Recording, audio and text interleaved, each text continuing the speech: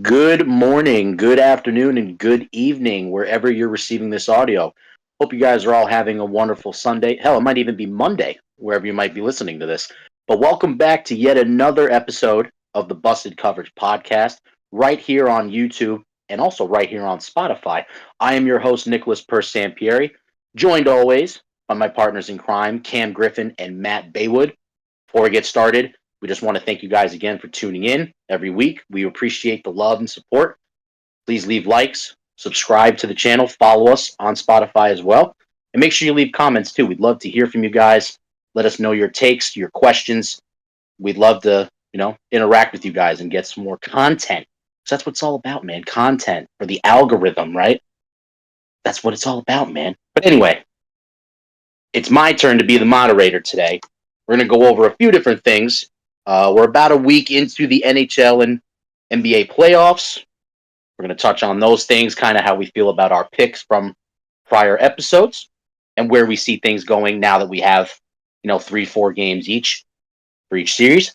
And we're also going to recap the NFL draft that took place this week. We're going to talk about our teams, how we think we did, who's a steal of the draft, maybe talk about certain individuals that slipped into the fifth round. We don't know. Hey, we don't know his name. Hey, but we're going to discuss that. And then we're also going to get into a situation that came up last week or so regarding Mr. Shannon Sharpe. So we're going to have a jam-packed episode today. We'll start briefly with the NFL draft. As you guys know, Thursday night was the first round. Friday night was rounds 2 and 3, and then the draft concluded on Saturday. Matt, I'm going to start with you. Your Pittsburgh Steelers.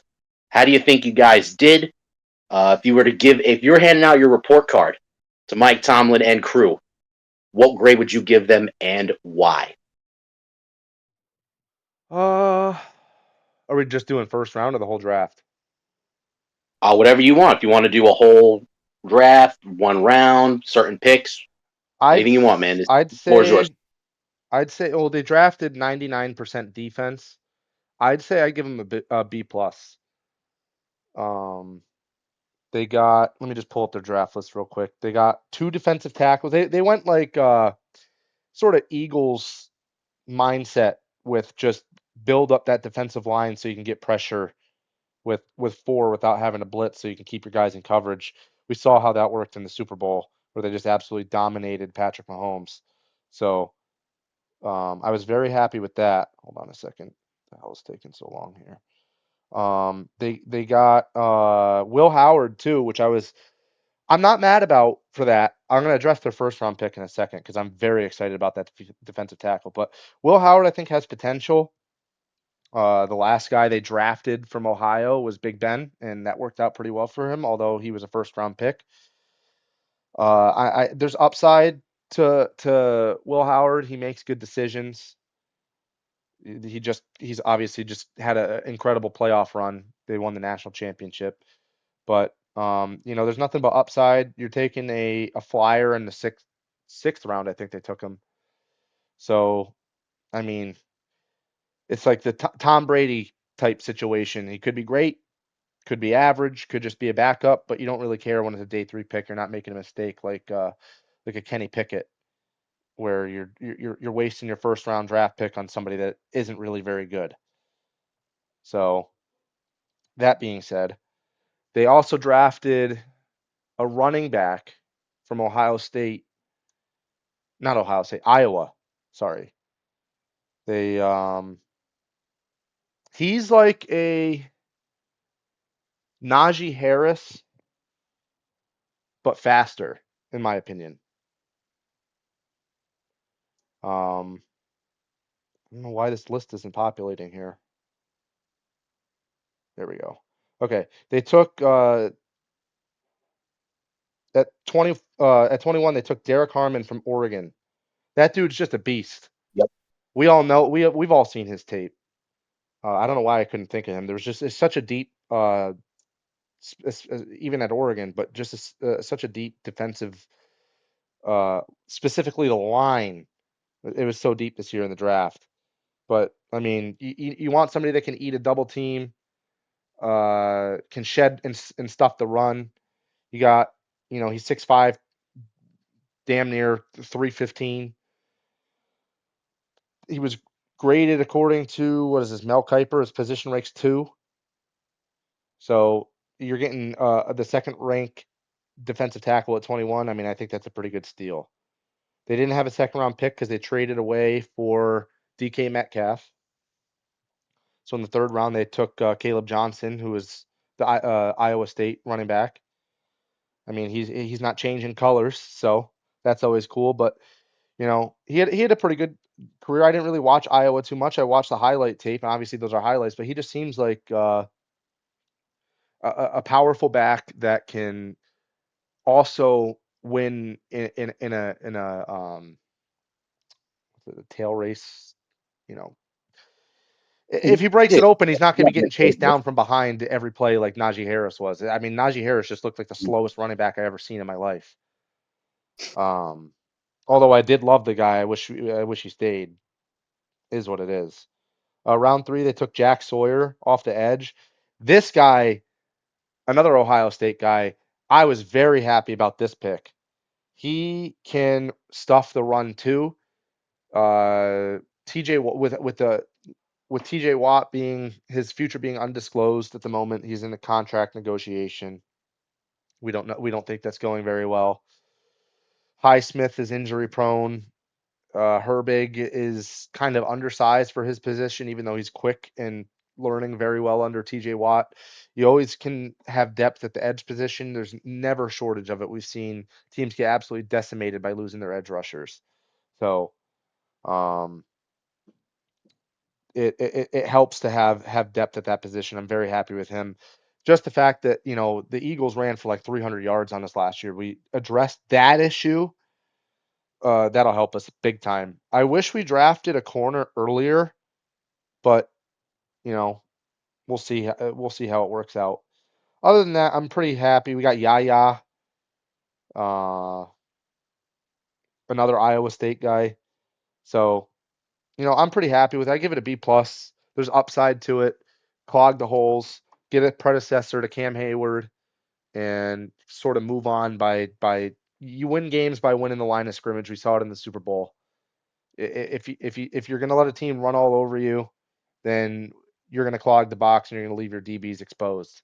We saw it last year with Joey Porter Jr. just getting torched. He supposedly didn't let up a touchdown, but I honestly don't believe that.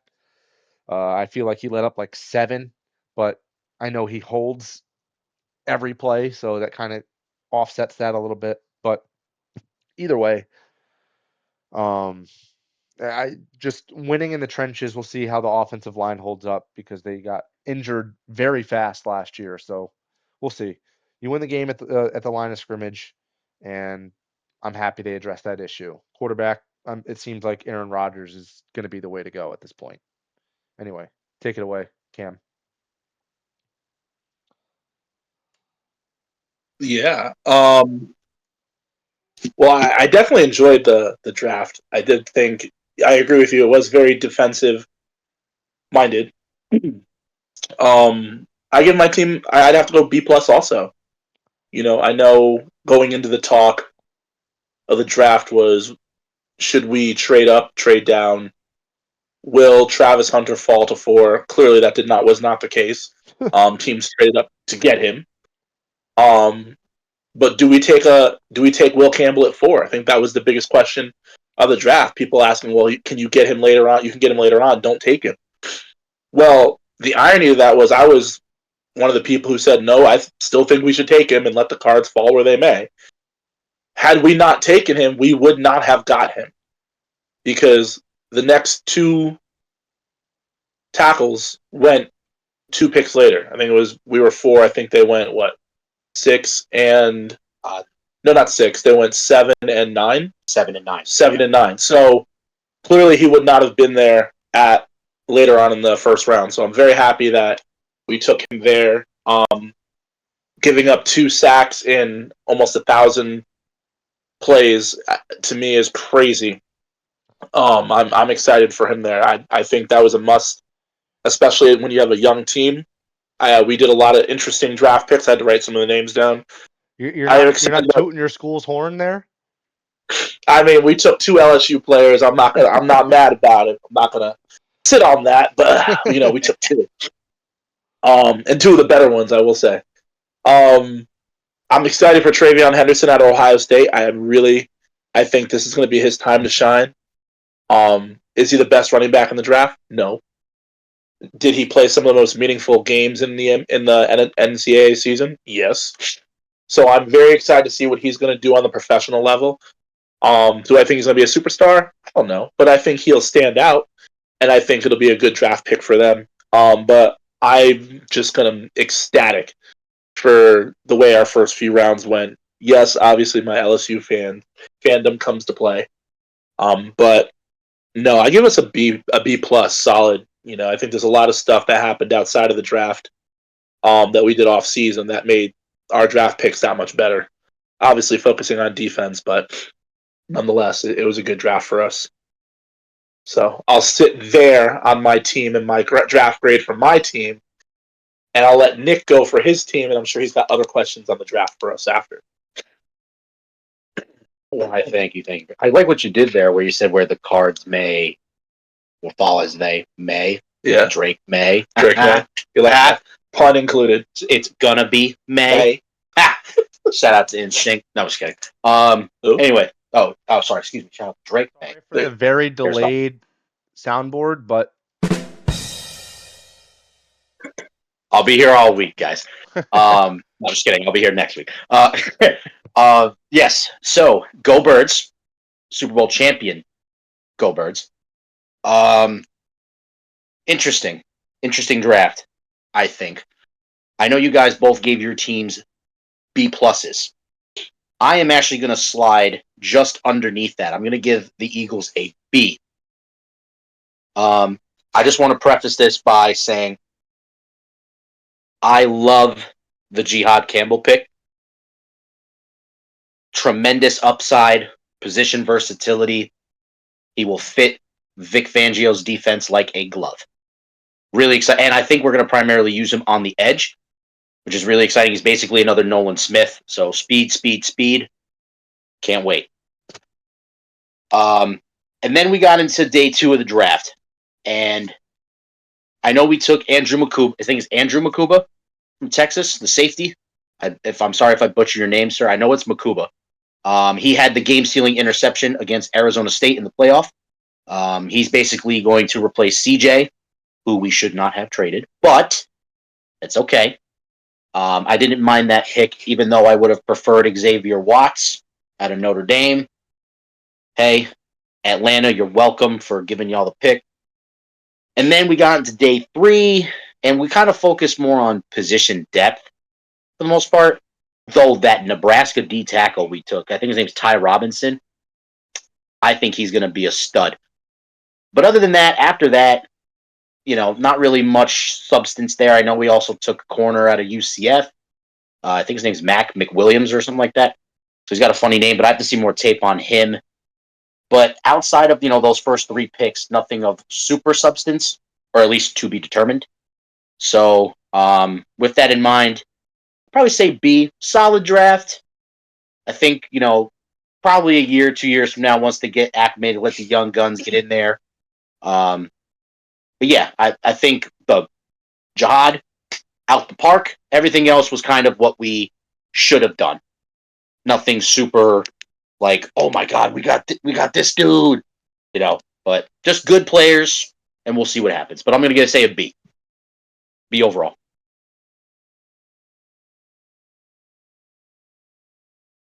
With that now, here comes the big question I want to ask. This is the $64,000 question that everyone seemed to be talking about because everyone was shocked and appalled that Shedeur Sanders didn't go in the first round. We told you he wasn't. Then night 2 came, and he didn't go in the second or third round. And everyone was even more shocked and more appalled. And then the third day came, and he finally went to the Cleveland Browns in the 5th round. Cam Griffin, I'm going to start with you, sir. Was the slide to the 5th round justified? Oh God. Was the slide to the 5th round justified? No. I mean, honestly, no, it wasn't justified. However, if the Cleveland Browns were looking to draft Shador the whole time, it doesn't make a difference if you get him at 2 or 3, or you get him in the 5th round. They got their man. I guess it's more of an ego pride thing to where you should be drafted at that point. Is he 5th round talent? No, he's probably better than that. Are there other reasons he probably slid? Yeah. Are some of them personal? Probably. The way he and his family were talking before the draft started. I don't know how people feel about the pre-draft and combine tapes of him and Cam Ward working out, where he's making several comments and references that don't even have anything to do with football, and Cam Ward's strictly, no, I'm going to grind and get this. I think the question most people are asking, does he want this? Does he want to be the best football player? It's one thing when your dad is there and you're living in his shadow versus wanting to create your own road for yourself. And it just doesn't seem like it's there. It seems like he's in it for the clout and for the fame, more than he is in it to be the best he can be. Now, I personally think that Cam Ward is a better quarterback. I personally think Jackson Dart is a better quarterback. I've watched tape on both of them. I watched both their combines. I wanted to see Shador Sanders' combine because I felt, look, if we're potentially going to make you the number one pick, which is what people were saying the last 2 years, it would do myself a disservice to not watch you and see what you are. I was not impressed. Do I think he's better than a 5th round talent? Yes. Do I think he should have been in the 1st round? Honestly, no. The way the draft broke, no. Matt said it earlier on. The draft was very defensive minded, and the very fact that the team that was picked to draft him drafted somebody else that was not a quarterback right away in the 1st round kind of lets you know all you need to know. I mean, 5th round, yeah, slap in the face. Not 1st round, no, you weren't a 1st round talent to begin with. This is something we've been saying since before the NCAA season started. He was not the Heisman Trophy favorite, in my opinion. Jackson Dart was my Heisman favorite. We can go back and find the tape on that. I picked Jackson Dart all year, so when Shador didn't go, I was not surprised. I was surprised that teams that needed quarterbacks didn't draft quarterbacks right away, but I wasn't surprised that he was not the 1st or 2nd quarterback taken. I was surprised he wasn't the 3rd or 4th. That's where my surprise came, but nope, no surprise to me. 5th round, slap in the face. Falling out of the 1st round, no, not surprised. We called that earlier on. Well put, man. Well put. Mr. Baywood, we're going to pass this question to you now, Tudumpa. What did you think about Shador falling to the 5th round? I got actually a decent amount to say about this, like Cam. I'm gonna start with obviously we all called that he was gonna fall out of the 1st round. I don't think anybody thought that he was gonna go this late. So if we can all agree on that, I don't think it was justified like Cam. However, there's levels to it. I think his attitude, like he was talking about, like Cam was talking about with Cam Ward at Pro Day, or working out together. And then the fact that he didn't declare for the combine. His attitude with his dad dictating teams that he wouldn't accept being drafted by justified him dropping out of the 1st round. I think one of us or all of us agreed that he would probably be a mid to late 2nd round or early 3rd round pick.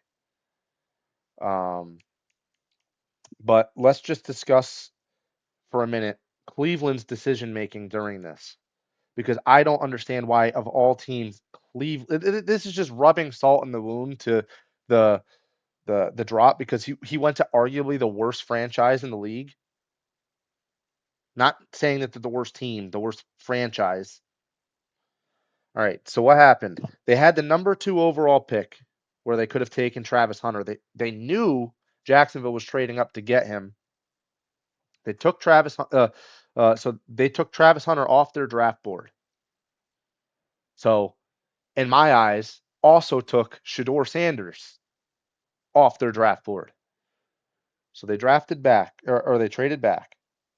They end up getting Mason Graham, which is a position of need that they saw value in him from Michigan. Good for them. I thought they immediately won that trade. I think I texted in the chat, I'm like, what a win for the Browns or something along those lines.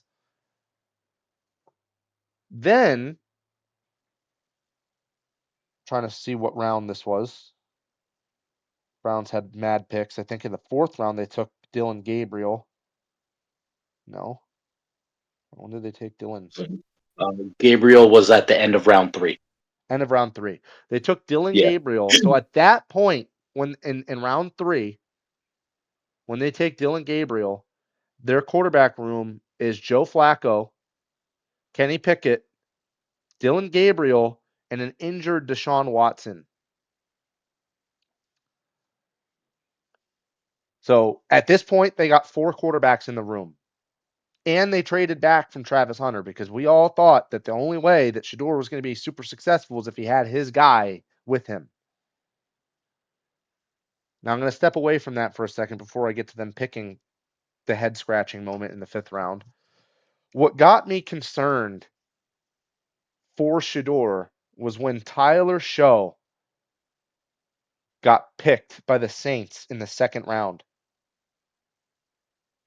With the 8th pick in the 2nd round, they got Tyler Show. I just don't understand that pick because there's this drop by Shedeur couldn't have been all football related. His tape wasn't that bad. It wasn't first round for us. He didn't win a bowl game. You know, he had a great accuracy. You need that. He doesn't have the biggest arm, but we watched, some games from Tyler. He did not look great. What he started at Oregon, and I mean he transferred to Louisville. Even at Oregon, I think he was back up to Justin Herbert, so he transferred out of that. But still, like you can't. How many quarterbacks went before him? Milroe went before him. Tyler Show went before him. Dart went before him. Nick had been tooting Dart's horn pre-draft. Trying to see, there was definitely one more that went too. Maybe not. Like by round 3, because I think Milroe went towards the end of the 3rd. Yeah. Okay, so Shedeur was like the 5th quarterback picked.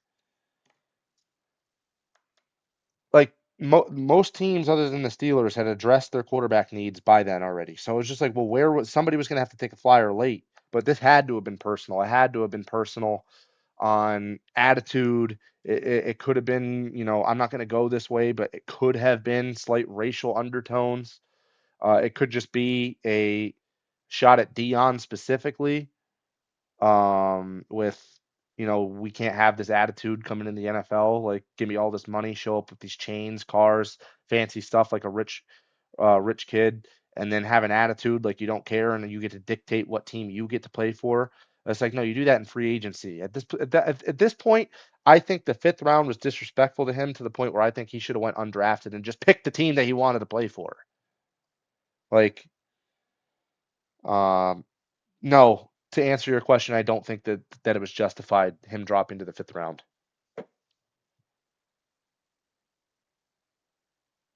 Okay. Before I go, I know Cam had politely raised his hand, so I want him to have another comment really quick. So go ahead, Cam.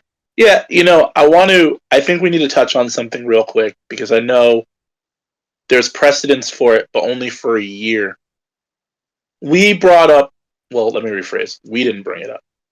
It's been brought up that Shedeur and Dion were handpicking where he wanted to play and that he wasn't willing to play for certain teams.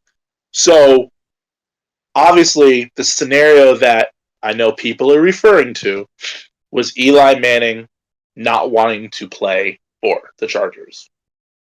And the Manning family heavily influencing that decision. Now, what we forget is that there was a lot of fallout from that when it comes to how that played out. Yes, it ultimately got him to play where he wanted to play. But they were already a successful team. Well, let me rephrase that. They weren't a successful team because they had a top two pick. They had building pieces. And he ended up winning 2 Super Bowls. That panned out. Phillip Rivers actually didn't have a terrible career either. He just ran into a buzzsaw in the playoffs when it mattered. Yeah, he had Peyton Manning, Ben Roethlisberger, and Tom Brady just dominating. Yeah. It just, you know what? Someone's got to win out of him, and it just wasn't him. But it doesn't mean he was a bad quarterback on a bad team. He was very successful. And I do feel bad for that franchise, but at the same time, I don't, because he'll probably go down as the best quarterback to play for that franchise that we can think of in recent memory. And people who don't know, Phillip Rivers was a beast. Can I also bring up... Oh, you're still going, Cam? My fault. Yeah, sorry. I'll finish up. There is precedence for what they're trying to do, but I think what the Sanders forget is that when that happened, everyone was trying to make sure that wouldn't happen again, because there should be no loopholes in the draft. You go where you're drafted or you're traded. You can't dictate where you go. If you want to go back to school for a year and roll the dice, I don't think you can, because I think once you declare, you can't go back. I think it's declared with age, or is that bad? I know. We'll look into that down the road. But then go back to school and wait another year. And actually, if he came out next year, he wouldn't even be a top 2 quarterback then. But that's a whole nother story. A whole nother story. But that's the precedence that we're talking about here, is that you can't dictate where you went. Once the Mannings did it, owners came together, and I'm quite sure that's where the personal part of this came from. They're making sure that did not happen again. However, if that's going to be the case, obviously the first pick went to who the first pick was this year? Yeah, I forget. Cam Ward. Tennessee. Tennessee. Obviously, Tennessee and Cleveland trying to dictate where you're going. Neither one of those are destination franchises, but that's the precedence of that the Sanders were trying to go. However, the owners were trying to make sure that does not happen again. So I think that's why we saw Sanders fall as much as we did.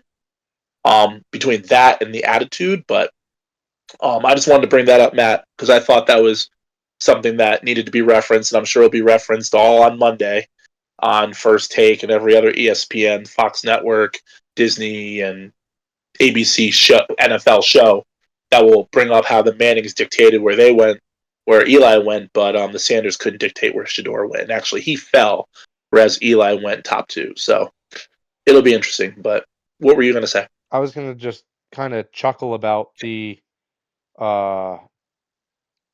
prank call from the Lions defensive coordinator's son that got Shedeur all hyped up that he was going to get drafted, and then he obviously didn't.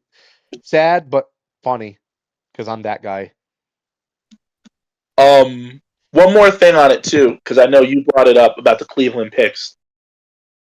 It's funny that Cleveland trading down and getting an extra pick in the second round, giving up their second pick and moving down to 5, I believe. Right? 5? Yeah, 5. Actually worked out really well for the way the draft broke, because Nick and I were watching the draft. And at the end of the first round, how many names did we pick that were going to be drafted that were really good players that ended up not being drafted in the first round? And then here comes the second round, and Cleveland's got picks 1 and 4. I thought that was phenomenal. And actually, fun fact, if you think about it, had Cleveland drafted Travis Hunter at 2, in theory, they probably still could have drafted Shedeur Sanders. Yes. Later on in the draft and gotten both. And not wasted a pick on Dylan Gabriel, because now what are you using? You're using somebody in that quarterback room as a trade offer, because you're not going to just cut 2 guys. Well, look, I am very interested to see. Hopefully, Cleveland's the Hard Knocks team this year. They were just Hard Knocks. They're Hard Knocks every year. Oh, good. We'll be able to watch and see how this plays out, which I'm sure everyone's going to be curious about. Who's quarterback week 1? Who are they playing week 1? Can we look at that real quick? The schedule has. Oh, so that's. But it'll be interesting to see how that pans out, because I thought the way the draft broke was it worked out for Cleveland. You got 2 great second-round picks in the second round that were probably first-round talents, but the way the draft broke, they fell. And I think that's the story of the draft is where and who was drafted when. And I went back and looked at our draft, what we did, and it was funny because we got some names wrong, but we got the position right. And our first choice, our second choices were their first choices, and our first choices were their second choices. So it's just flip-flop of where we thought which defensive player would go first. Ours went theirs went first. We picked them, okay, we don't think they're as good as somebody else. And then that person went later on. So it's not like we were off with our positions or even the players to some extent. We just got the order and seeing which team likes somebody better. For example, And I thought that, I think I had Nick, or one of us had Nick Emenwari going to the Ravens, and yeah. they end up getting Malachi Starks. Well, that's the kicker right there, is that when we did our draft, we had Malachi Stark going in the first round. But this dude fell and ended up going later. What? He ended up. No, Emenwari dropped out of the first round. Malachi Yeah, went. he didn't go the first round. My fault. You're right. Emenwari. Those are the 2 that we had swapped. Not that Malachi Starks isn't worth being in the first round, but didn't think he was as good as Emenwari. So we had one going to Seattle and one going to Ravens, Baltimore. We were right with the position. We just got them switched up. So, and I thought that was cool about our draft. Those were really the only issues we had with our draft, was we just got the who's 1 on the board versus who's 2 on the board. So you're validating our GM skills? Well, I mean, we'll have to wait till the season's over to see it validating, but I'll validate our QB scores. Those were correct. So, it was an interesting draft. I thought some names went.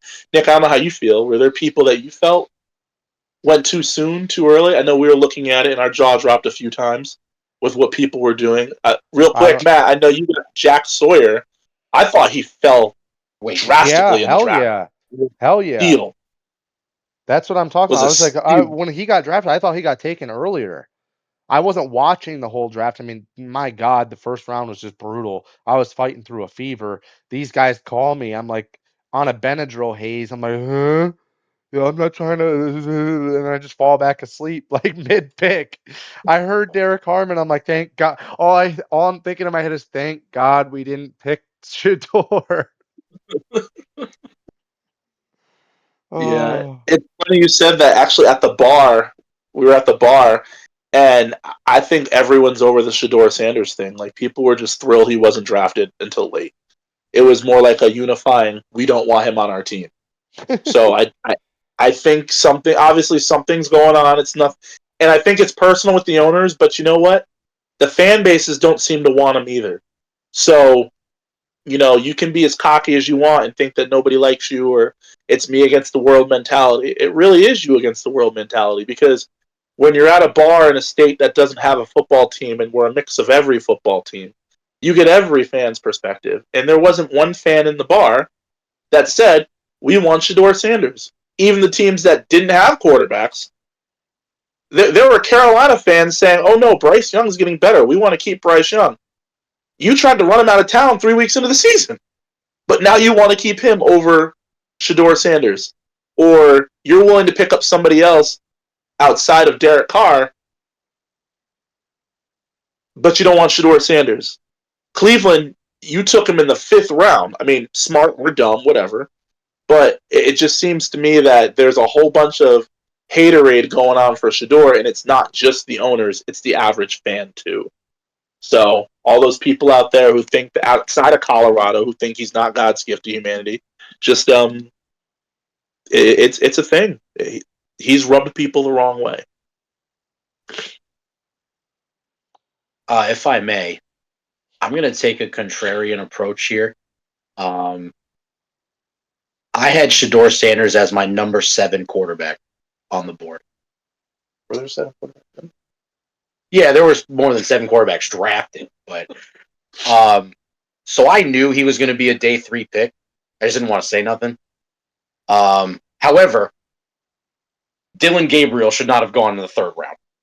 I didn't even have Dylan Gabriel drafted. So Yeah. that was that one. Yeah, I don't know about that one, but I will admit there was a time Friday night at the end of the third round. Cleveland's up at 94, and I was at a friend's house. We're watching. I'm like, this has got to be Shador, right? I mean, I don't think it should be, but I'm like, it's all falling in line here. Like, we're running out of time, right? Shador's got to go now. And then they said Dylan Gabriel. I was I shocked. was like, what? I was not that shocked about Tyler Shogue, to be honest with you. He was my number 4 quarterback. Now, I think the Saints should have took Will Howard. That's just my opinion. Mhm. Will Howard is my number 3 guy. Okay, whatever. I think Pittsburgh stole him too, along with Jack Sawyer. He was one of my favorite players in the draft. Monster. Pissed, but you got a good one, man. I don't know how. That's why I was my hot. When I saw him get taken, I'm like, now I'm hyped about the draft. I was like, meh, because sometimes defensive tackles take a little bit to develop in the NFL, but I mean, I think he'll be ready to play real quick. Yeah, so my quarterback rankings were Cam was number 1, Dart at 2, I had Will Howard 3, Tyler Shogue at 4, Milrow at 5, and I had Kyle McCord of Syracuse above Shador. The Eagles took Kyle McCord in the 6th round as a backup. So, but yeah, I mean, I kind of figured he would fall just because of where I had him ranked. But the fact that Dylan Gabriel went 2 rounds before him kind of made me a little sick because Dylan Gabriel sucks. I'll say that on air, don't care. On air, don't care. Shador stinks too. It's only a matter of time. But you know what? He got drafted. It's over with now. And we'll see what happens. Maybe we're wrong. Maybe he'll be a Hall of Fame quarterback. But he's not off to a great start because he's probably going to be 3rd or 4th string on the Cleveland Browns. Not really a good start. But anywho. Trying to see where Mr. Going off on that point, I know we mentioned some steals in the draft. Jack Sawyer, you damn thieves. Are there any other players we think were a steal or like a super value pick? Matt, I'll start with you. Give me 2 seconds. 1, 2. I'm just kidding. Sorry. Yeah. Well, here's kind of like I'm gonna start off with the Malachi Starks thing. I wasn't expecting him to go to the Ravens because I didn't think that they were looking for like an Ed Reed type player. Not saying that he's that caliber at all because he started for 3 years at Georgia and only got like 6 interceptions, but he's more of a ball hawk, and Emanwari is that like lethal hitter like Cam Chancellor type player where he's going to come down in the box, you're going to get rocked. Seattle seems like they're trying to build that Legion of Boom back up without Pete Carroll. So I was shocked that he fell to the 2nd round, and I thought that was a steal by them. I agree with Cam with the Cleveland taking the 1st and the 4th pick in the 2nd round, getting Quinshon Judkins and Carson Schweschinger. I at first, again, until Shador got picked by them after they took Dylan Gabriel first and completely disrespected them. Yeah, how are you going to disrespect Shador by taking him after Dylan Gabriel on the same team? I'm not going to get into it. And the last, like, this is kind of an odd one. I'm trying to find him. That's sort of what's been taking me so long here. Is the Ravens took a place kicker at some point. And I'm wondering if that is them taking a backup plan to Justin Tucker's horrible year last year. And I can't find It very well could be. I know Justin Tucker is also dealing with a situation as well with some legal stuff. Oh, yeah, you're right. He's basically pulled a Deshaun Watson. Yeah. Allegedly. We're not trying to, we're not saying he did it and didn't. It's not. We're just Telling y'all what's in the news already. But yeah, so It's a that'd be interesting. Tyler Loop in the 6th round. Loop. He's got a crazy leg. Interesting. You might not recognize his name, but when you watch, we've all seen Arizona games this past year, and he's the dude that's just bombing them. Like, he's got a crazy leg. Well, that'll fit perfectly. Yeah. Got to have a. So that honestly shocked me. There was players like Sawyer that we just already mentioned that fell. You know, he had to have been ranked at the top of the available players at that point. Can I mention whiffs that I think are happening? Sure. Tyler Booker going to the Cowboys. I think they whiffed and picked the wrong Tyler. I think they should have picked Tyler Warren. They need a tight end. They don't need a guard. They have an offensive line. I also think the Raiders, I want to get this out too. The Raiders taking Austin Gianti or Jonti or whatever, however you pronounce his name, taking him at 6 is a mistake. And my viewpoint on that is if you're not like damn near a running back away from, having great production and you don't need an offensive line, then there's no point in wasting your first round pick on a running back. So what? He's going to be behind a dog shit line for 1 to 2 years before they build something up, and he's just going to be beaten to the ground like who was it? Aaron Jones? No, it's Josh Jacobs, just getting beaten to the ground. Their running back room was thin last year, so I don't know. And their quarterbacks kept getting destroyed. They were down to like their 3rd or 4th string last year. It's just like get yourself a line, then draft a running back. There's plenty of good running backs in later rounds. The Steelers got the excuse me, the dude from Iowa in the 3rd round. He's going to be a hell of a player. Let's be real. Was he a runner-up to the Heisman? He's going to be a great player. But that's for a team that has an offensive line later in the 1st round. Taking a running back in the top 10 is, unless you're that piece away, like Cleveland should have taken him at 5 because they have a good offensive line. And that would take pressure off their head-scratching quarterback room. But again, I'm not the GM of any of these teams. But being that Tom Brady has draft input, I thought he would have done better. Anyway, that's more of what I have to say. I do have to agree with Cam as his earlier point is that we were right in the positions. So I'm not really shocked. After the 1st round, it's sort of just like you're just knocking off needs off your draft board. So there are players that fell that I thought. I mentioned Sawyer. I mentioned Emenwari. Is there anybody else just quickly that I thought could have went in the 1st round? I mean, not off the top of my head. I think we might have had Ratledge going in the 1st round too, the guard. He went to Detroit. I thought that was big for them. Mike Green, I think we had him late in the 1st round too. He dropped to the Ravens. I mean, the Ravens got a lot of steals in this draft. Other than that, that's it.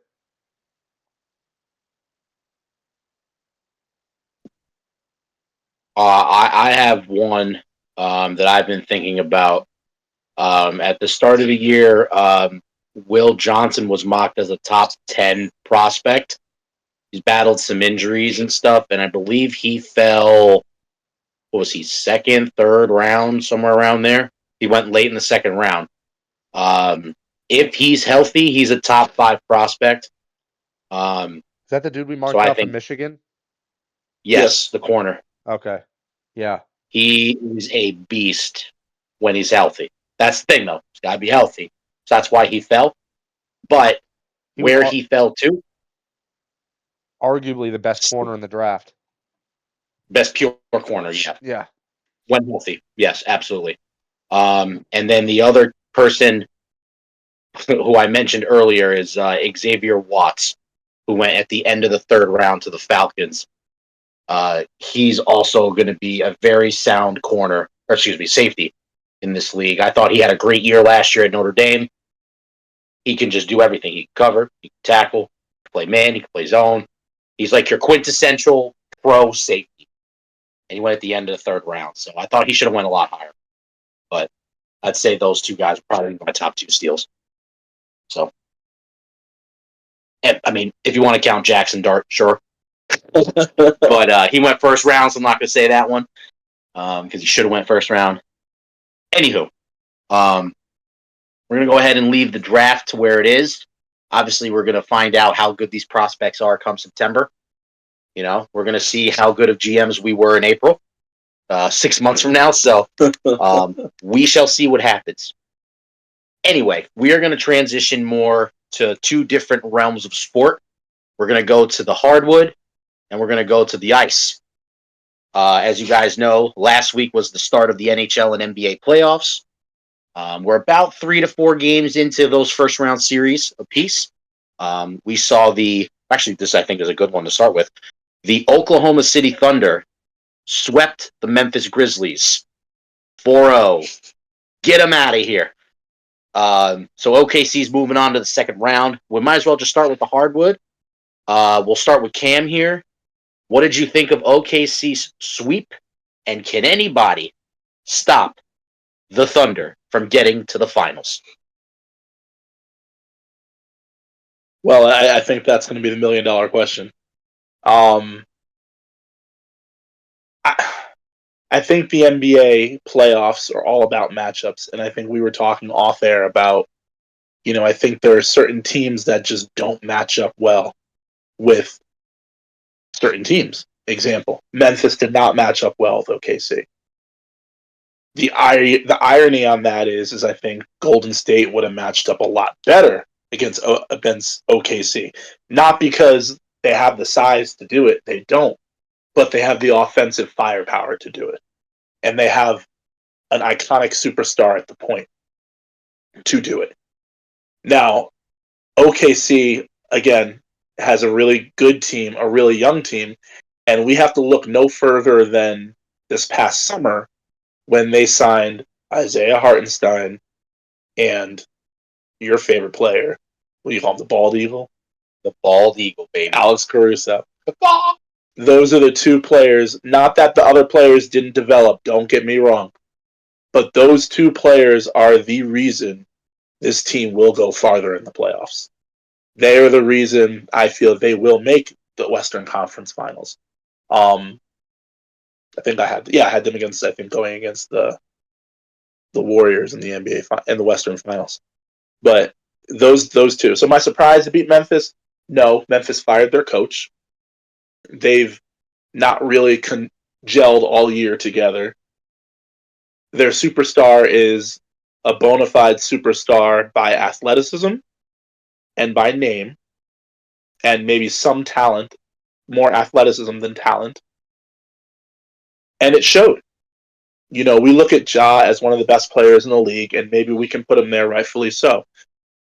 But then you play an MVP caliber candidate in SGA, and you're nowhere to be found. You got dog walked on your home court. Yes, your best player went out, but you blew a 20-something point lead, which I called, by the way. Once Ja got hurt, I said, watch them come back and win this game. I think we have more questions about Memphis. The sweep, we expect superstars to win one game, to steal one. We didn't see it. I think we have questions now. We can't put it all on Ja. He did get hurt. And in the game where they were up 25, 27 points, maybe 23, he did play well before going out. But for the rest of the team, you can't blow that kind of lead and have no offense. So am I surprised by the sweep? Yes and no. Do I think there's anyone out west who's going to beat the Thunder right now?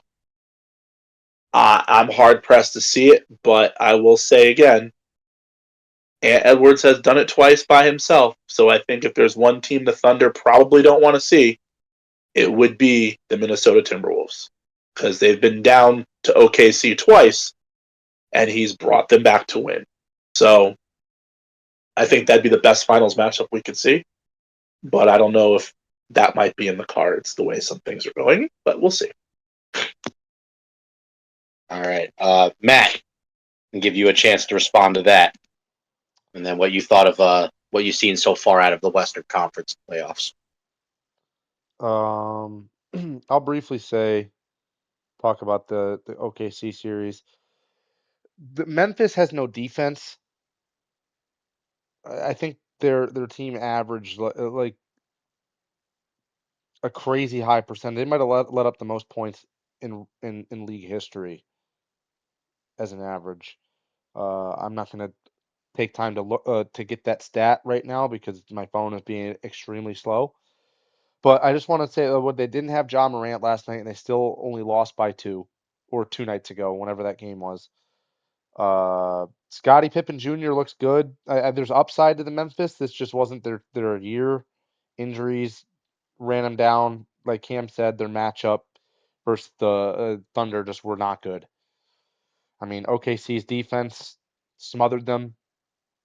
Game 1, they only scored 80 points, and then their defense showed how bad they were by allowing OKC to run up the score to 131.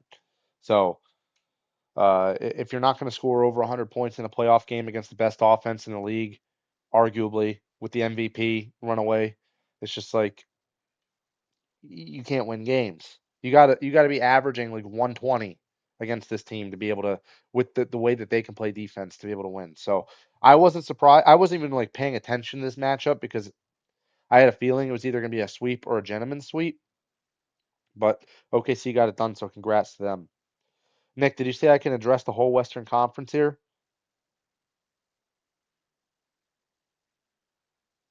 Yeah, man. If you want to, we can bounce off. I mean, I was not surprised by OKC in 4 or 5 either. So we'll just leave it there. Oh, We the are other more question than was the other question was yeah. the who could take down OKC? Yes. Oh, Yeah. Go ahead. I Anything you want. think Golden State and the Timberwolves. I mean, they don't match up well against the Lakers by any means, too. But we can get in. If we're going to get into the Lakers, I got a rant for it. But the atrocity that I'm seeing over there, I'm just going to say Golden State because of what I just saw with them without Jimmy Butler, and Timberwolves just because Naz Reid is like the clutchest player I ever seen in my life. Okay, cool, man. No, that's totally fine. So, again, I think I'm going to take a contrarian approach here. I know we want to say Minnesota because the Ant-Man cometh. Obviously, Chef Curry, nighty night. Playoff Jimmy and his bootay. Hopefully, he gets healthy. However, we're forgetting about the Jokic. We're forgetting about Kawhi, the Clippers, and the Nuggets. The Nuggets have championship medal, and they would play OKC next round. I mean, the way Jokic played last night, dude, he was a man possessed. He's basically the head coach now, as well as the almost best all-around player in the league. I just see him on the bench, like, you go here, I pass, I score, I can't do a what is he? Slovenia? I can't do an accent. I'm sorry. It's a Jokic. I'm sorry. Please. Serbian. I can't do a Serbian accent. I am the captain now. I am the coach now. That pass to Aaron Gordon at the buzzer, he practically had the coach's clipboard in his hand while he passed it. I don't think that was a pass, but he's going to say it was. Prayer. That was one of the most insane endings to a playoff game I can remember in a long time. And I might go out on a limb here. Whoever wins this series may be your NBA champion. Because I was maybe not 4, but 3 of these 4 games have been electric. Real playoff basketball, stars being stars, greatness being greatness, and Aaron Gordon, what a play! Bless. Oh my goodness, trumpet! Hold on, did I hear a in the background? Yeah, it's allergy season, guys. All right, get your Claritin. But but yeah, man. Oh, God. But no, I'm not gonna lie, dude. When my allergies kick in, it's crazy too, man. So I totally get it. I just had a sinus infection from the damn allergies are Yep. so bad up here. Coming late this year. Yeah, when that pollen hits, my eyes are just like they feel like cue balls when we play pool. Since we're staying on topic here, but yeah, man, the Nuggets Clippers series has been awesome, and I'm telling you now, if somehow that Aaron Gordon play sparks this Nuggets team, I don't want to see the Nuggets right now if they can turn it up, or the Clippers. I mean, I picked the Clippers and the Wolves, so I will stick with it. But man, nothing would shock me about this Nuggets team. That's all I'm gonna say. Now, Matt, you said you mentioned you have a rant for us about the Lakers. Would you like to get into a little bit more of that? Because I told you they were going to bounce first round. So please take it away. See, I'm not. Yes, I think I didn't officially call it, but I was taking the broomstick out before the series started, which I think was before I mean, after our last episode. Um, so Minnesota stole game one, was fine with that. Lakers bounce back, game two, they win. Go to Minnesota, they lose. Luca had like a stomach bug. I'm like, fine. They'll just take game three, or game four, I mean. And they were up by 11. And they were up 90% of this game. Luca had 38. Shot 5 from 12 from 3. One of those was just like a, end of the half or end of the quarter shot. So really 5 for 11. One made it in off the bank, but it was just after the shot clock ended. LeBron had 27. Rui had 23. Austin Reeves had 17. That's basically where all your scoring went through. You lost because Dorian Finney-Smith went 2 for 6 basically, and you got no production out of anybody else on your bench. Your guys sort of showed up. Jackson Hayes had 2 points, but he got benched after 4 minutes. Your guys basically showed up, and all I saw was Luka playing this cat and mouse type defense. It's like the dude is sinking into the paint. He's supposed to be guarding the wing defender. There's a guy they're in a zone. Like it's like a zone like man type situation, like where the guy you're gonna follow him, but at the same time you have somebody replacing that zone in a way. So you have Luka just shifting into the paint. They're making a pass and he's delaying his what's it called? He's delaying getting out to to defend the 3 ball in the corner.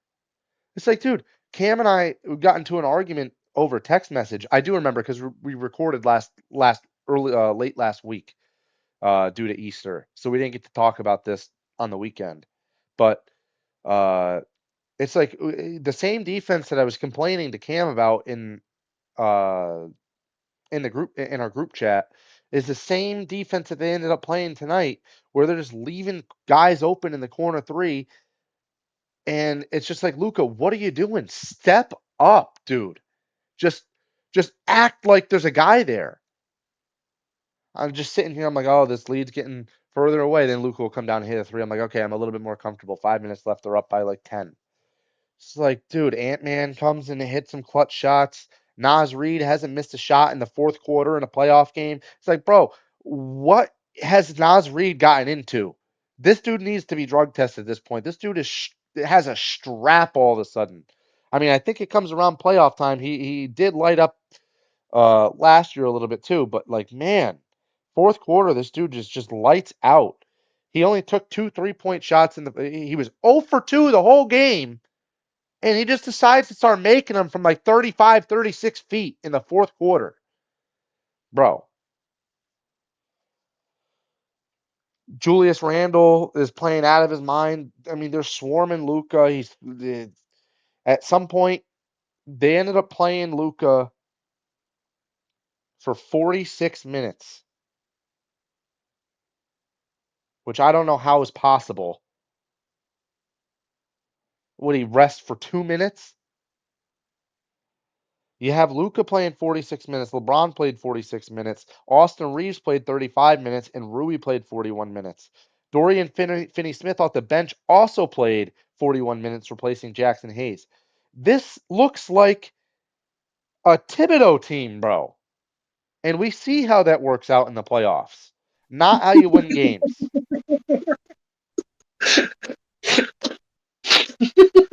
That's funny. I just said he was going to say this looks like the Knicks. Watch. I just called that. We were on mute. The way he was won today. the way he was going about like he's going to say this is like the Knicks. Watch. I mean, it just looks like it, bro. Like, what are we doing? Luka doesn't have that kind of stamina. He needs a break. LeBron's 40 years old. Get him off the court. Like, damn, put Jared Vanderbilt. The guy can actually defend. That's what he's there for. Why is he playing 7 minutes? He can't score, but he can defend. That's You why I only kind of played need 7 that, especially in the fourth quarter. I'm gonna end it there because I'll blow a blood vessel or something in my head. I got to go to work tomorrow. But you know what? The Lakers got a chance. They're coming back to LA for Game 5. So they got a chance to maybe right the ship here so that it could get parked for good in Minnesota Game 6 when the season's over. Anywho, sorry, I had to. I'm sorry. We're going to transition to the Eastern Conference now. My New York Knicks, led by the drill sergeant, Tom Thibodeau, they got a win actually they won both games in Detroit. However, not without a little bit of controversy today. There was a very questionable no call, maybe, I don't know, at the end of the game today. Cam, that wasn't a foul, right? I mean, maybe not in 1990, but in 2025, that was a foul. So much so that the refs and league already came out and said it was a foul. They did, yeah. So, yeah, you fouled him. You didn't call it. I mean, athletically, you're going to say all the right things after the game, after saying it was a foul. It shouldn't come down to that. You had a lead, I believe, with a minute and something to go. You lost it. You could have drawn up a better play, but at the end of the day, it was a foul. It wasn't called, and now you're down 3-1.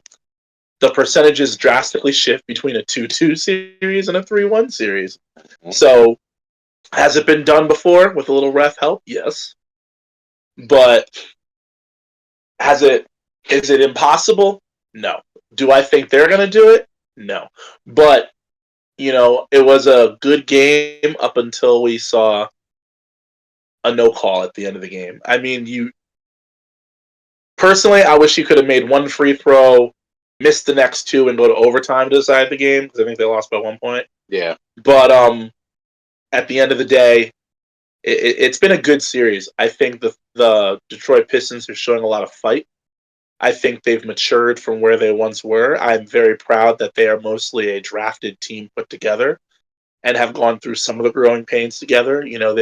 They're going through the process that we all watched Philly go through, and then end in turmoil. But hopefully Detroit's not that way.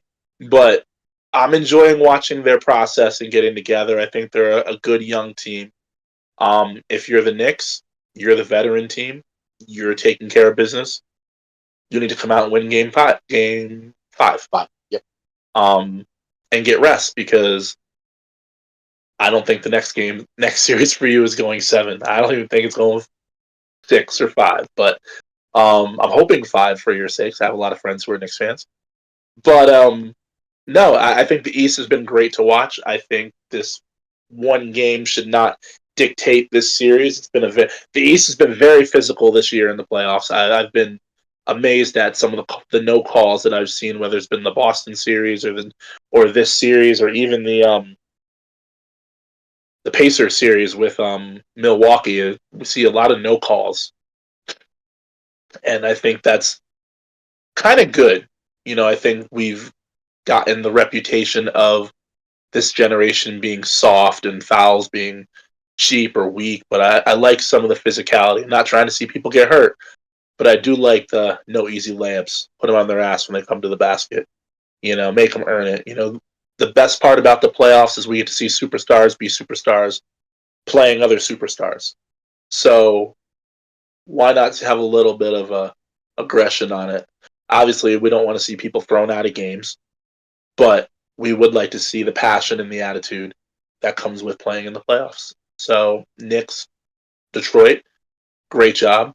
And I'm actually excited to watch Game 5. I want to see the fight that Detroit has shown all playoffs, even though they've lost some games. I want to see the fight come and try and force a Game 6 back in Detroit. Don't think it's going to happen, but I'd like to see him try and force it.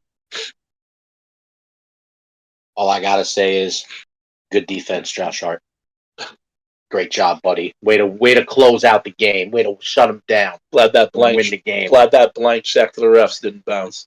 Hey, we made it out to cash. We made it out to Madison Square Garden. That's all that matters. Anyway, there's a couple other series that we've been paying attention to. I believe Cleveland has a 3-0 lead on Miami. I don't think many of us are super surprised with Cleveland getting the upper hand there. I think some of us had Cleveland going pretty far, as well as Boston. Do we think, and I'm going to pose the same question to you, Matt, as the OKC question. Do we think anyone can stop Cleveland or Boston from colliding in the conference finals?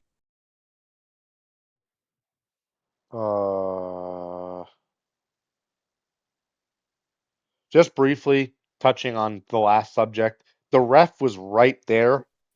Just to preface that, basically, he could touch the Detroit guy that shot it.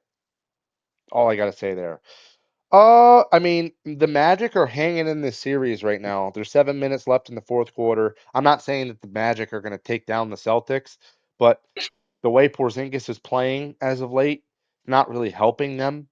So it's 89-86 with 7 minutes left in the fourth quarter. Magic are losing, but it's neck and neck, like I thought it could be in this series. Nick, you might be right about them stealing 2 games. We don't know yet. There's 7 minutes left to go. Other than that, no. I don't think there's anything that's going to stop them from meeting at this point. I haven't seen much from any team in the East to tell me otherwise.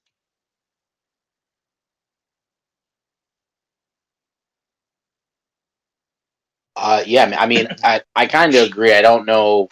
I don't know if I don't think Boston's going to not get to the conference finals. I think they're too talented of a team, especially when they're fully healthy. Yeah.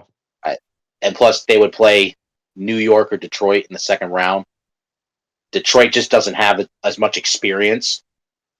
And, by the time New York gets there, they're going to be on freaking oxygen tanks because the drill sergeant plays them 47 minutes and 59 seconds of a 48-minute game. At this point, you're hoping for them to win at 4-1 so they can get some damn rest. Get some rest. Exactly. And they're going to need all the rest they can get. And they don't have home court. So I don't see either of them beating Boston. The one team that I would worry about is Cleveland not getting there over Boston. Because I think that Indiana-Milwaukee series, you're seeing a lot of scoring. You're seeing defense. You're seeing stars be stars. And I didn't think Indiana would be as potent against Milwaukee. I think they're playing tonight in Game 4, so that'd be an interesting one to watch. They both match up pretty well with Cleveland. So I'd be interested to see that series. I think that's more of a grind out second round series. I think Boston should coast to the conference finals, and I think because of that second round levy, they should get to the finals. So I don't know if anyone wants to comment on that, but those are my 2 cents regarding the East. Cam, what do you think about that? I think on paper, we look at Milwaukee, and I think that they have a very good team on paper. But their series and season in the playoffs will depend on what Damian Lillard does and what Kyle Kuzma does. Those are the 2 players that will determine how far Milwaukee will go this year. Can Milwaukee get to the finals, the Eastern Conference Finals, and upset Cleveland? Absolutely. If those 2 players are playing basketball, that is average. We'll say average. For Kuzma, that's asking a lot. He just had a quadruple zero game. But if they're going to not score or shoot terribly, then they're not going to win. You know, if you have to take your pick, you'd probably pick Cleveland to lose before Boston, only because we've seen Boston win. I do love the addition of DeAndre Hunter on Cleveland. I think that might tip the scales and make them competitive in the Eastern Finals. And I think home court's big for them. Do I think Boston can go into Cleveland and win? Yes. But I think Cleveland can go into Boston and win. They've already done it. So I think that's the matchup we're going to see, because we've not seen anything from the other teams to show us that they can beat either one of those teams in 7 games. If we look at it on paper, yes, they have chances because of who and how their rosters are constructed. But when we go to play the game, there's just a disconnect somewhere. And it doesn't seem to be translating. And I think there's a lot of questions coming out of the playoffs, or what is it going to look like and who gets there. I made the analogy, and I'm going to transition a little bit. I'm going to throw a question back at you, or not even, I'm going to spill some of the stuff we've talked about. Is the Knicks traded for Karl Anthony Towns. Very good trade over the summer. But you're not going to get any further this year than you did last year. So do we really look at that as a trade? A good trade? Yes, it's a good building block, but you're not getting any further. And we'll go back to the Western Conference, because I know we talked about this after it happened. And we were talking about this on the car ride home. Who won the Luka Doncic trade? Was it the Lakers or was it the Mavericks? We see the Lakers' full roster this year. And you're on the verge of getting gentlemen swept in the playoffs. This was the roster you had once Luka was traded. The Mavericks don't have the same roster. Kyrie tore his ACL, and he was out.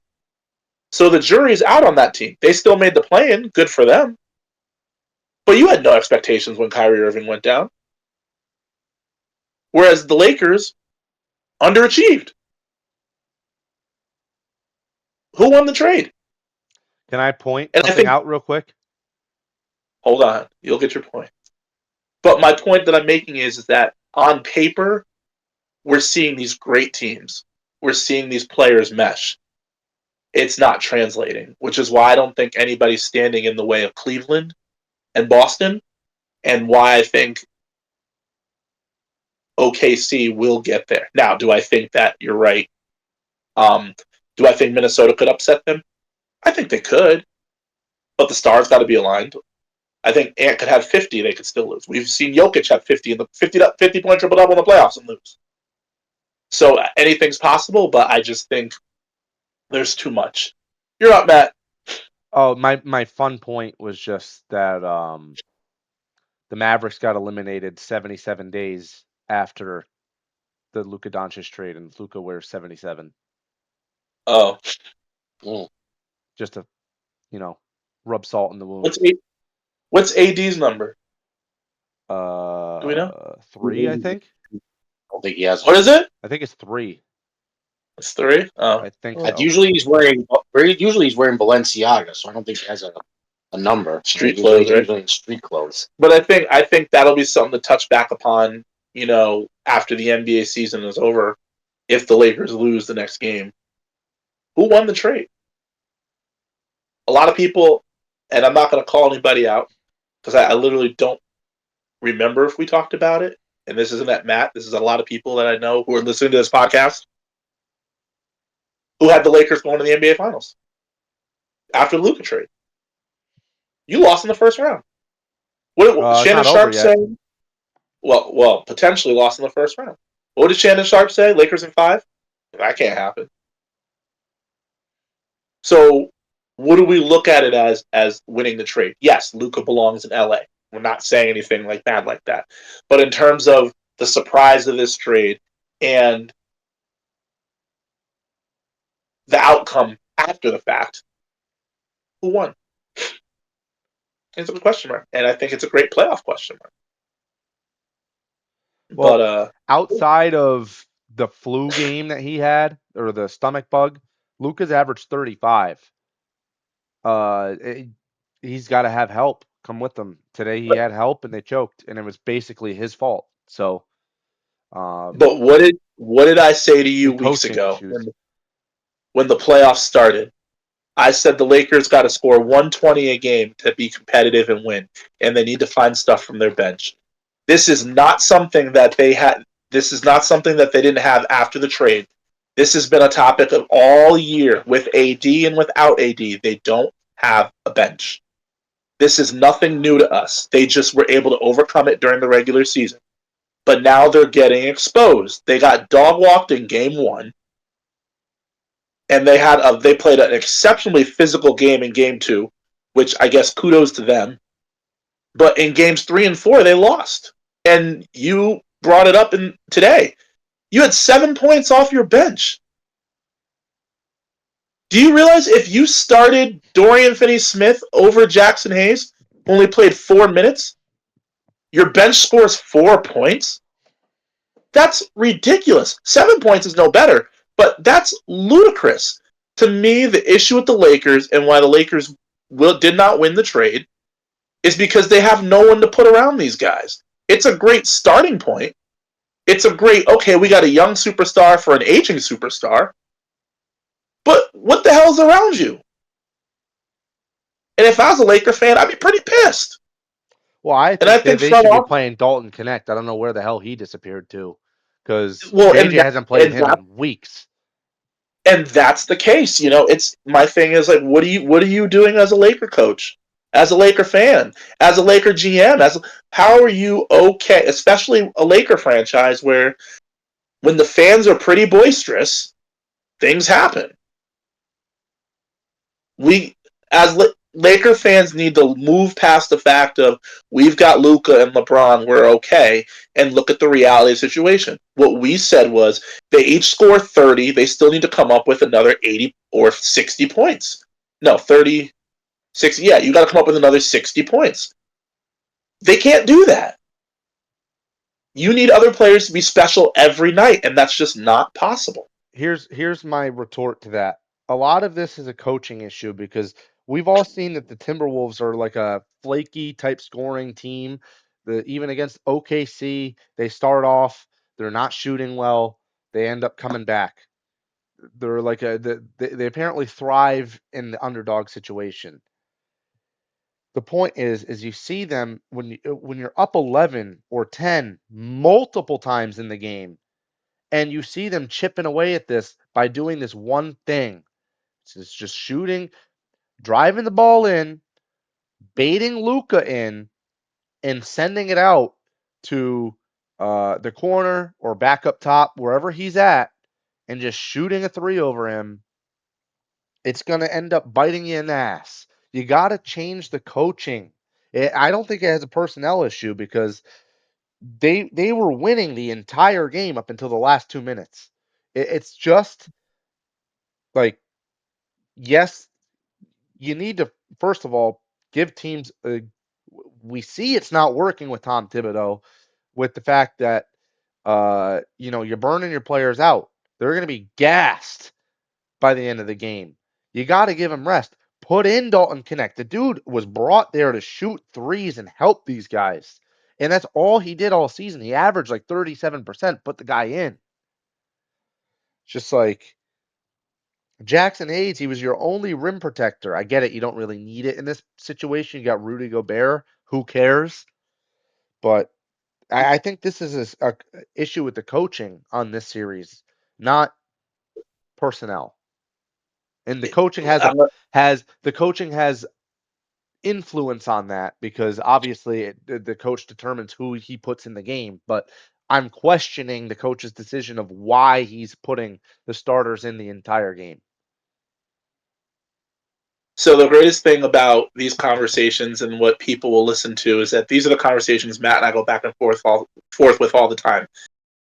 To counter to your point, Matt, is, you know, it is a personnel issue.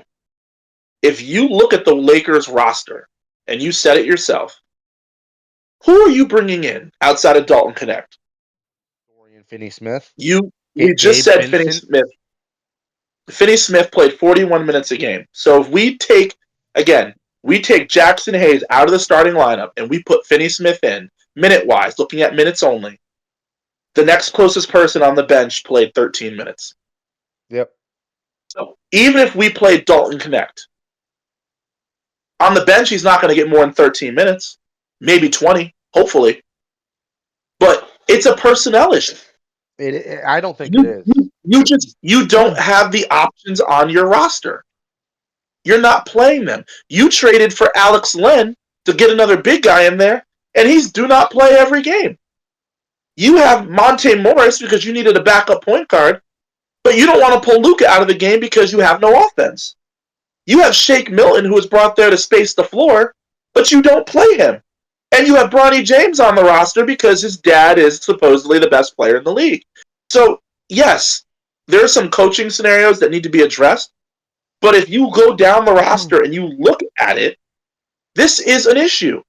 The Minnesota Timberwolves roster, we look at their bench, and these players have played this way all year. Reed gets about 20-plus minutes a game off the bench. DiVincenzo plays 20-plus minutes off the bench. Tyson Walker usually plays 15-plus minutes off the bench.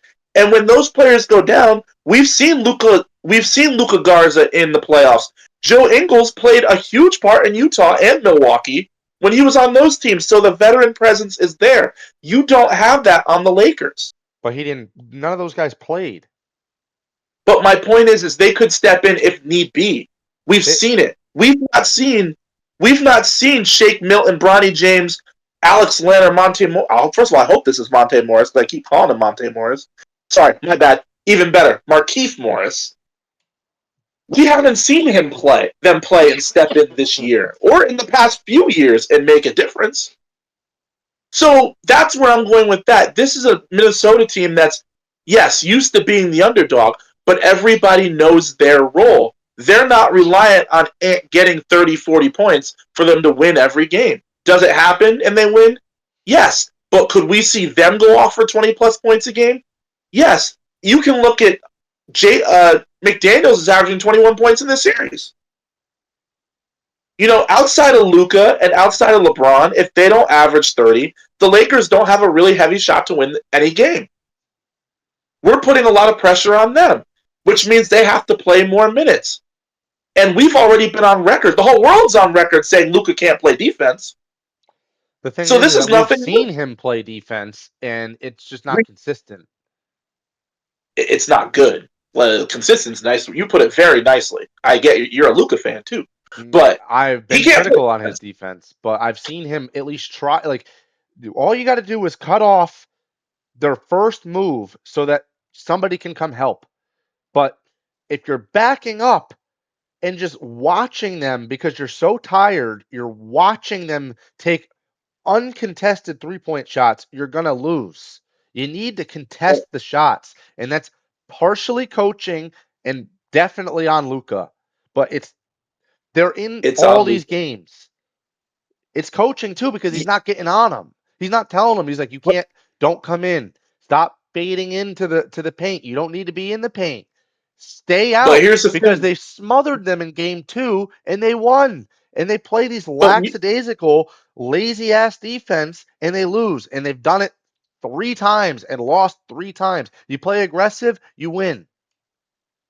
But you were the same person who said in game 1 they drove right by Luka and then kicked it to the open person.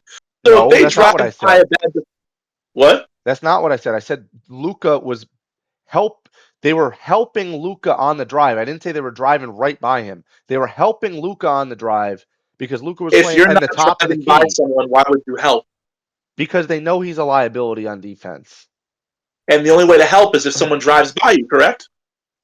If they're What? not by you, why would I help you? No, bro. Watch the tape, Cam. Anthony Edwards was driving right into Luka's chest, and he was getting help from the corner. And then Ant would kick it out, and it would be a wide open 3. Go watch it, bro. It's not like they were just flying by Luka and they helped. It was the stupidest defense I ever seen in my life. But Matt, think common sense. If I I'm am. driving into you, Yep. I can't go around you. I'm going into you, right? Yep. Why would someone be helping? You're in front of That's me. my question. Help would be if I went around you. Cam, that's my question. Why are you helping? That's what I was trying to explain to you over text message. Why are you helping? He's saying Luka's helping him because he's He's saying they're helping Luka. Luka was helping this game. He was fading into the paint. But I'm talking about like the game 1 scenario. Anthony Edwards had Luka on the ISO. Luka's beating him to his first step. It's not like he needed the help right there. You'd rather him drive in and have them make open, uncontested threes. You're right. Hey, all I know is I picked Timberwolves. The bottom line is he can't play defense. He can't play defense. As long as you take away their first move, it's like, damn, at least get out. Every player has done this year against Minnesota is they've purposely ISO'd Luka and gone right at him. And when the other player comes over to help, it's a kick out for an open 3. It's what we've seen all game, all season. This is nothing new. Luka does not have the foot speed. He didn't have it when he came back. He sat out 20, 30 games this year. Get it? You're hurt. You came back. You weren't the first choice because LeBron's the first choice on the Lakers. He deviated a little towards as Luka got better. Luka's the first choice in the playoffs, but the way around Luka playing well is going at him because he has to use more energy on defense, which he can't do. He's not guarding a scrub on the other end. He's getting ISO'd by McDaniels, who goes off the dribble on him, and Anthony Edwards, who's going off the dribble on him. Yep. That's where that's going. So I hate to play devil's advocate here. I'm going to play devil's advocate. I am the moderator. So it's my duty. It is my duty. To Matt's point about coaching and game planning, if you know Luka's getting beat in ISO, why not take Luka and put him on, say, Rudy Gobert? And that's what they tried to do. They switched on Rudy. What they did was they pulled Rudy up for the screen. And instead of going over the screen by the defender, which is, you could say is a coaching move, however, LeBron's smart enough to know to go over the screen. They switch it. Minnesota saw this, and it didn't take the coach's decision to see it. Any player, anybody watching basketball can see that. We can all watch the tape. Yeah. Edwards knows it. Naz Reid freaking did it. They all know Luka isn't going to do it. You pull Gobert up, and then what you do is you use the screen. Luka has to switch because the other player doesn't go over. And then you do one of two things. If it's a taller dude, you pin him in the post. If it's a shorter dude, you go shiftier dude, you go right by Luka or right at Luka and he fouls. Or he gets help, you kick out for an open 3 from the corner. Which is just mind-blowing to me because you see that they're red hot from 3 and you're just letting them. I would rather them drive and have at least a possible contested 2-point shot than have it kicked out to the 3-point line and just see the score just get unreachable. But at some points, Naz Reid is your 5 and he's not in the paint. So if you go by that first defender, there's nobody in the paint.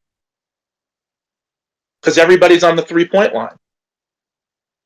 That's the hard part about play. That is the argument that we said before about the Lakers. Yes, I will concede some of it to Matt and say coaching is the issue. But it's roster construction. Jackson Hayes is your tallest dude that you're playing, and you only played him 4 minutes. Good, bad, and different, however you feel about Rudy Gobert. This 7'2" dude had 10 rebounds. Yeah. Guess what? They out-rebounded you. Yep.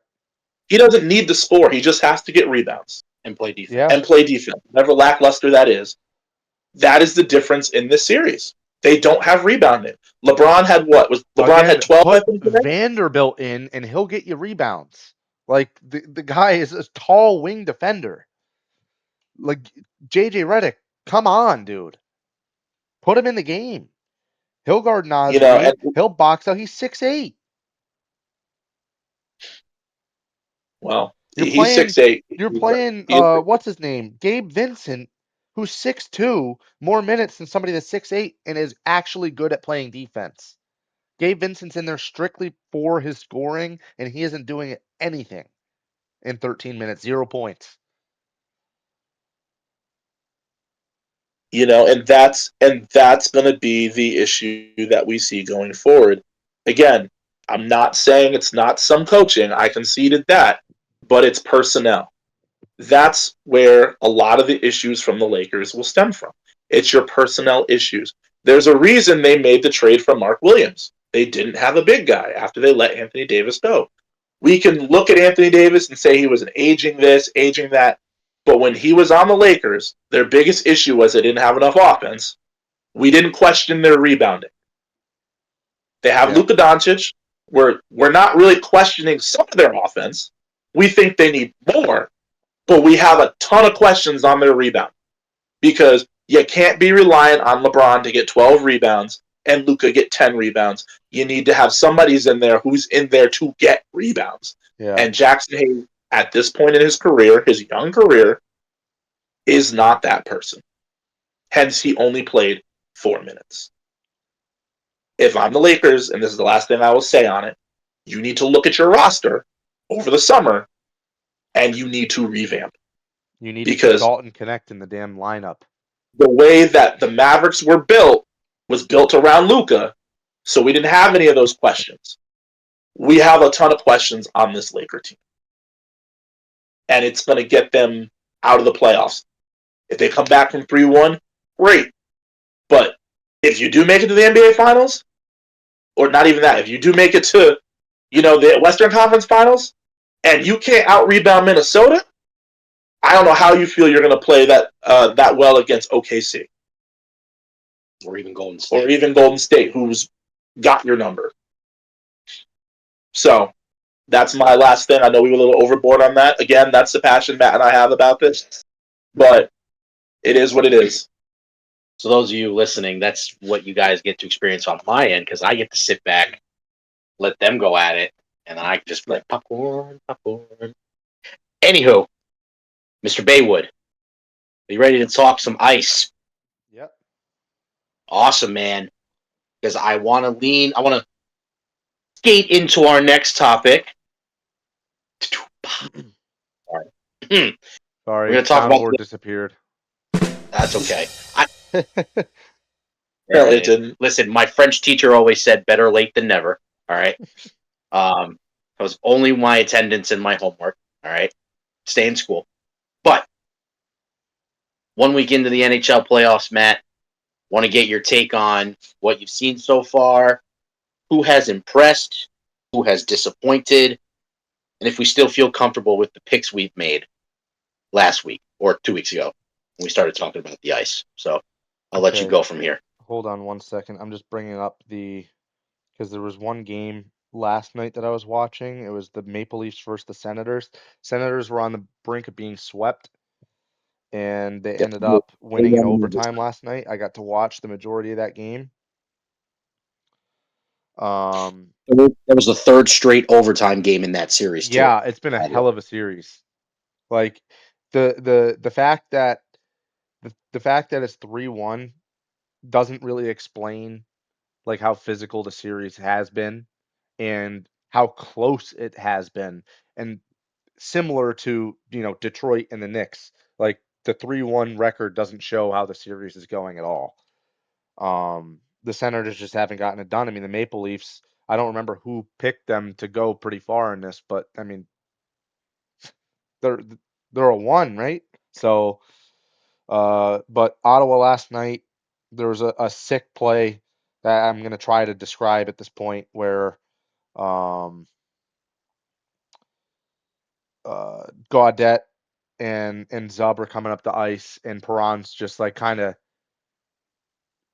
kneeling, getting on the right side of the net, just in the crease, and just a nice little dish pass to him, and he just pops it in behind the goalie. It's just like it was a perfect play, improv play on a breakaway where you get the goalie out of his comfort zone, and he ends up having to go like 2-on-1. Even though there's defense there, it was more like it looked more like an empty net than anything else. But it was just a perfect sell to the goalie to go to his right, so that the whole goal was practically open for Perron. I'm like, that might be the turning point there, even though it was a 3-0 series at that point.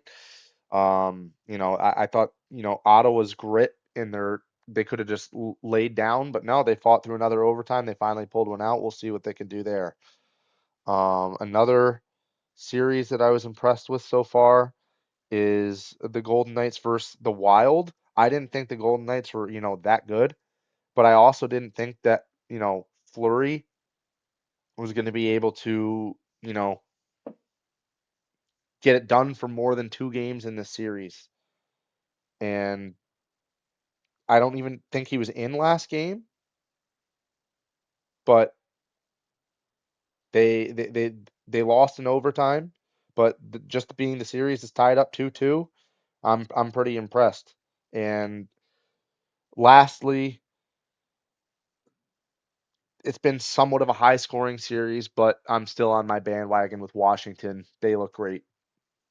They just won 5-2 today. I was watching the game while we were talking. I've been eyeing up the Boston Orlando game and watching the side by side with that. And Washington just looks great.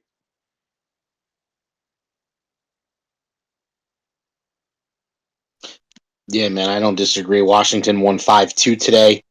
They're up 3-1. I've been impressed with the Winnipeg St. Louis series.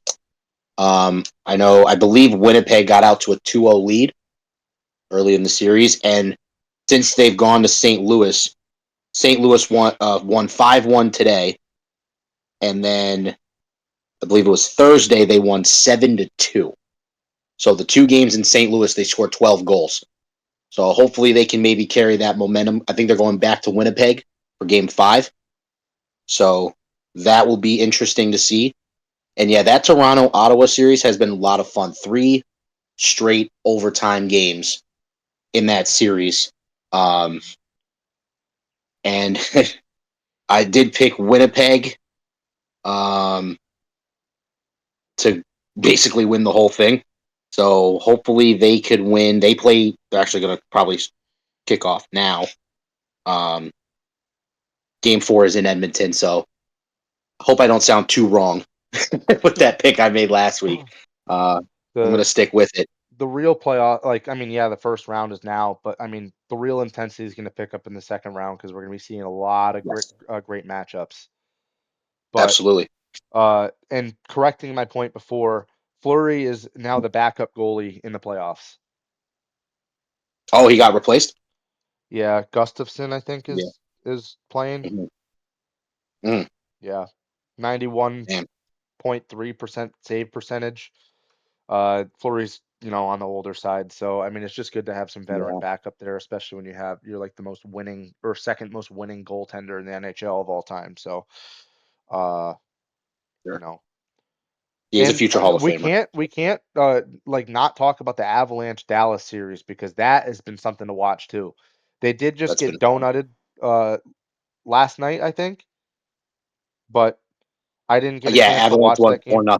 Yeah, I saw that they were winning on. I was watching one of the basketball games last night, and the Toronto game. I didn't get to catch this one, but it's been a back and forth series. Yeah, for sure. They are headed back to Dallas tomorrow night, 2-2. I'll watch it. I'll definitely be watching that. Yeah, Tampa and Florida play tomorrow as well. That's been good. I'm also just getting Baywoods Bets a little early. I'm looking at the under on that game. For Tampa? No, for Avalanche Stars. Avalanche? What is that right now? 6.5. 6? 6.5. Yeah. Yeah, I'd probably take the under on that too. This looks like it's gonna be pretty tight. I actually want to bring in Cam really quick. Cam is not a big hockey fan, but I know he mentioned he did watch a few games, and so I want to get your take on this, Cam. As a casual fan, if you were to sit down and watch hockey, hockey's known for a few things, right? They let people fight. Yes. Some are missing teeth. Most, yes. You know, they let their fans throw their hats on the ice. Never understood that. Do you get the hat back? No. I don't. No, they just throw the hat. Well, I'll okay. throw I wouldn't get there. I'll throw 10 hats if my team gets a hat trick. I don't care. I'll pull hats off of other people and throw them in the rink. We fighting. So, Say bye to your hat. As a casual fan, you know, someone who's starting to, you know, maybe watch now there's playoffs and things like that. Obviously, playoff games are more meaningful. Mhm. But as a fan, you're looking for goals. Mhm. You're looking for fights. Mhm. You want to be entertained. Mhm. What do you think of some of the games that you've seen so far? And what would, on a scale of like 1 to 10, how intrigued have you been by the NHL playoffs? Ooh. And there are no wrong answers. Well, clearly, it's an opinion. No wrong answer, in my opinion. So, sorry. clearly, no wrong answers on this one. No, you know what? Honestly, I think the atmospheres have been phenomenal. You know, the one thing I don't care for about the NBA, for most of the arenas and even the NFL for most part, is there's nothing like a college atmosphere. And I love the rowdiness, and I think that's part of sports. You know, you really want that home court advantage, and you get that at some of these NHL games. You know, I was watching. I think it was the Vegas game. I was watching the Vegas Golden Knights, and I was watching some of the games out there. I couldn't tell you what, guys. I'm still learning some of the team names. But their home ices were amazing. You know, and even on the road, these fans are amazing fans, and I think that's pretty cool to see those atmospheres. And obviously, scoring seems like it's up. I don't know what the averages are, but I don't think 7 and 6 goals is too common in playoff games. If I'm right, I'm not sure. You're correct. First round sometimes, but definitely So, late in the playoffs that average comes down. So I've enjoyed watching. Maybe I'll be a first round watcher because the scoring's a little higher, but I've enjoyed watching some of them. I mean, obviously, when they don't score, it's upsetting because I'm used to other sports where you break away from the defense. There's no one stopping you. Soccer, hockey, there's a goalie, so you may not get it, which is fine. But I'm learning. Couldn't tell you who's good or who's not, what players are, or who's who, but you know, I do enjoy watching it, and obviously I can't watch it alone. I have to be with people, you know, to kind of feed off their vibes. But no, I've enjoyed it. It's been a lot of fun watching the goals scored, and you know, still don't understand all the rules, but to be fair, we kind of got Cam into hockey a little bit more, taking him to the Danbury Hat Tricks Arena and being able to see it in person and just hear the crowd, feed off the crowd, and just see how those games go. It helps you learn the rules, helps you get in the actual atmosphere of it not really being that cold in an arena there, and it's not just like you're a miserable time. It's actually a real good time, and you get into chanting with the crowd. I mean, it's a lot different, I think, of any professional sport that you could see in person. Hockey has to be the best, in my opinion. Basketball following a very close number 2, because the crowd is more involved in those games, and it's always nice to hear after every hit against the glass, every shot that dings off the pipe. It's just like electric, and it's just like you hear, especially like you see one of the best players in the NHL coming down on a one-on-one. You could hear a pin drop in the arenas before that shot's taken. It's just a crazy atmosphere. And then, anytime the horn goes and you're a fan of the home team, I mean, it's electric in the household or in the arena. It doesn't matter where. It's just awesome. yeah, and I think that's the vibe that we're getting. You know, live games. Um, yeah, for those wondering, the Danbury Hat Tricks are not an NHL team, obviously. No, But It's a local. I don't even know if it's a farm team anymore. It's just a local. They're 2 divisions below the NHL. All right, so it's a 2 division below the NHL where people who actually have 9 to 5 jobs but do this after.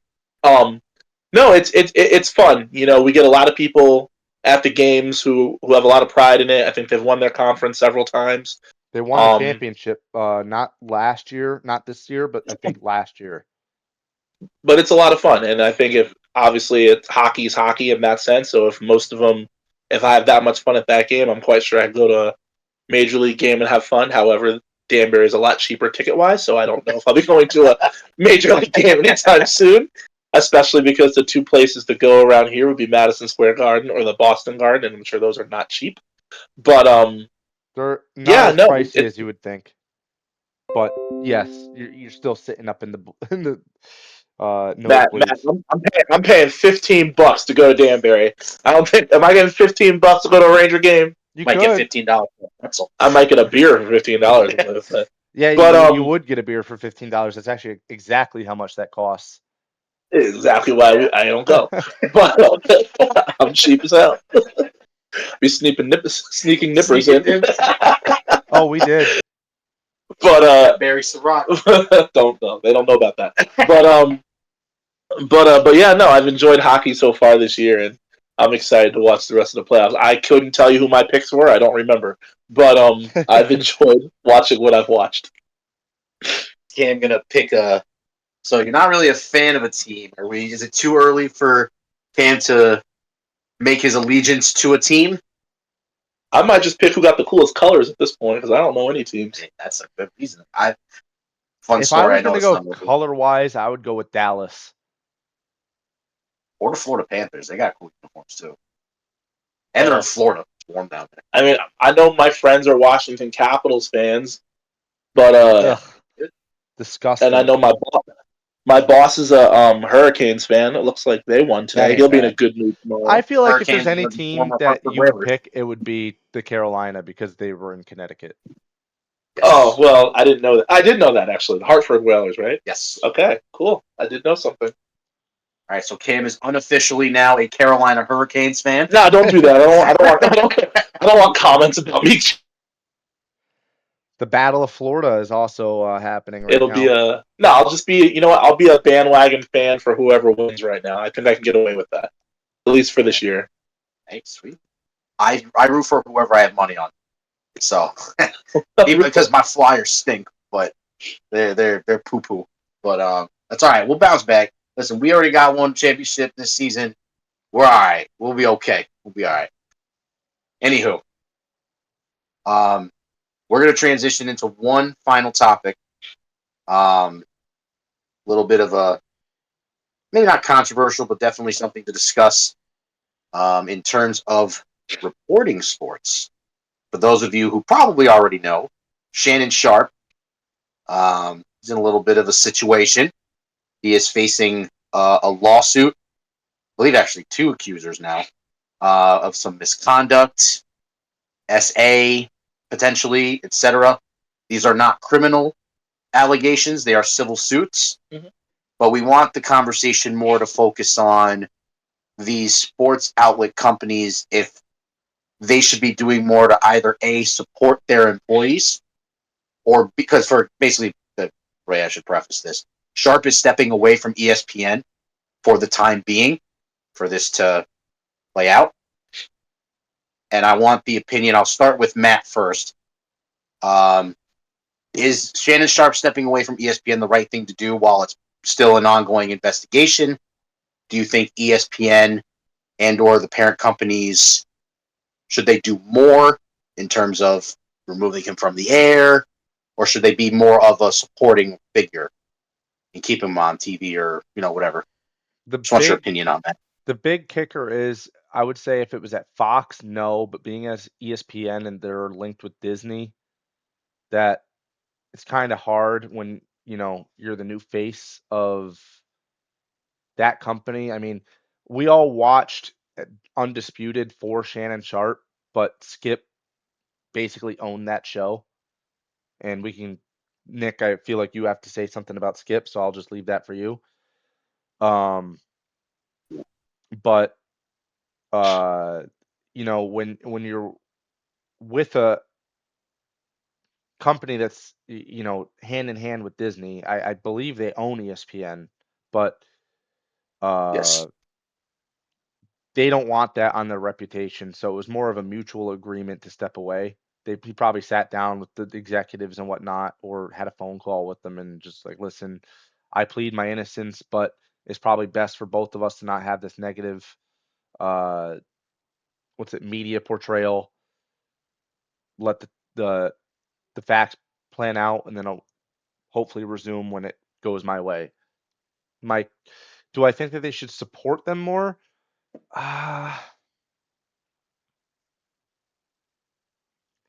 These are tricky situations because what concerns me isn't that he's stepping away. It concerns me that he was willing to offer $10 million in settlement before the news came out.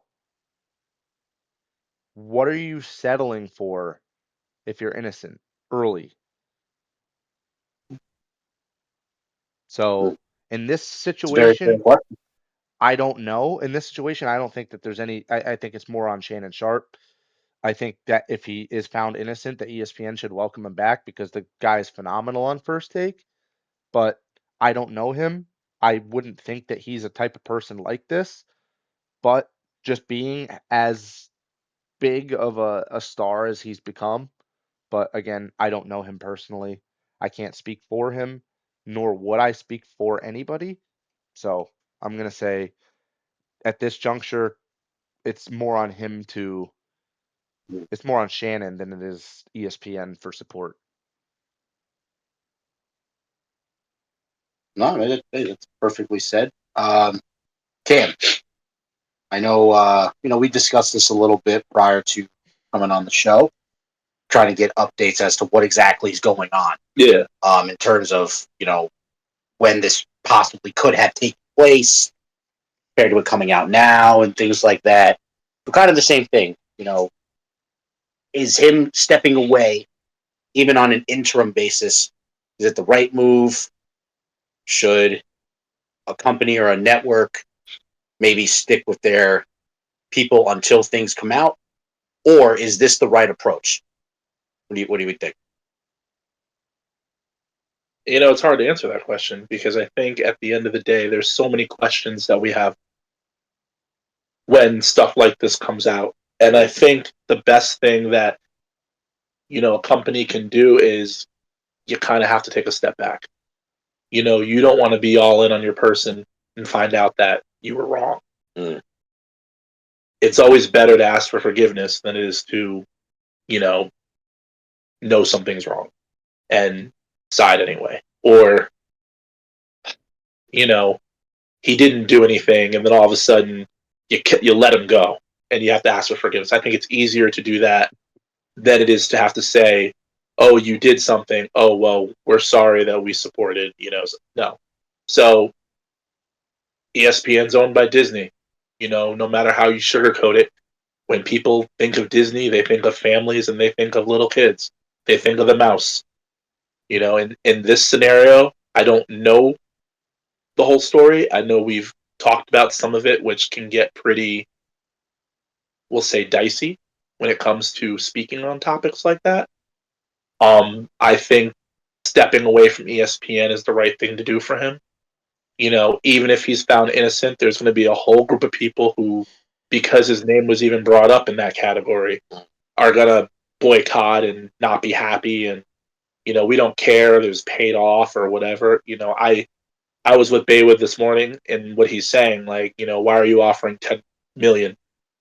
Is that hush money? And I just had a thought of, well, he may not have done anything, but in order to not have his name dragged through the mud further, which is going to happen, let me give you $10 million. However, on the outside, that can look like an admission of guilt. $10 million, And I think, bro. Please. yeah, but hold up, don't forget, he's a professional athlete, and anytime an athlete goes through, in order to get people to not do stuff, you have to offer a decent amount of money. I mean, I'm not sitting here saying that $10 million is not a lot of money. It's a lot of money. But what is Shannon Sharpe making?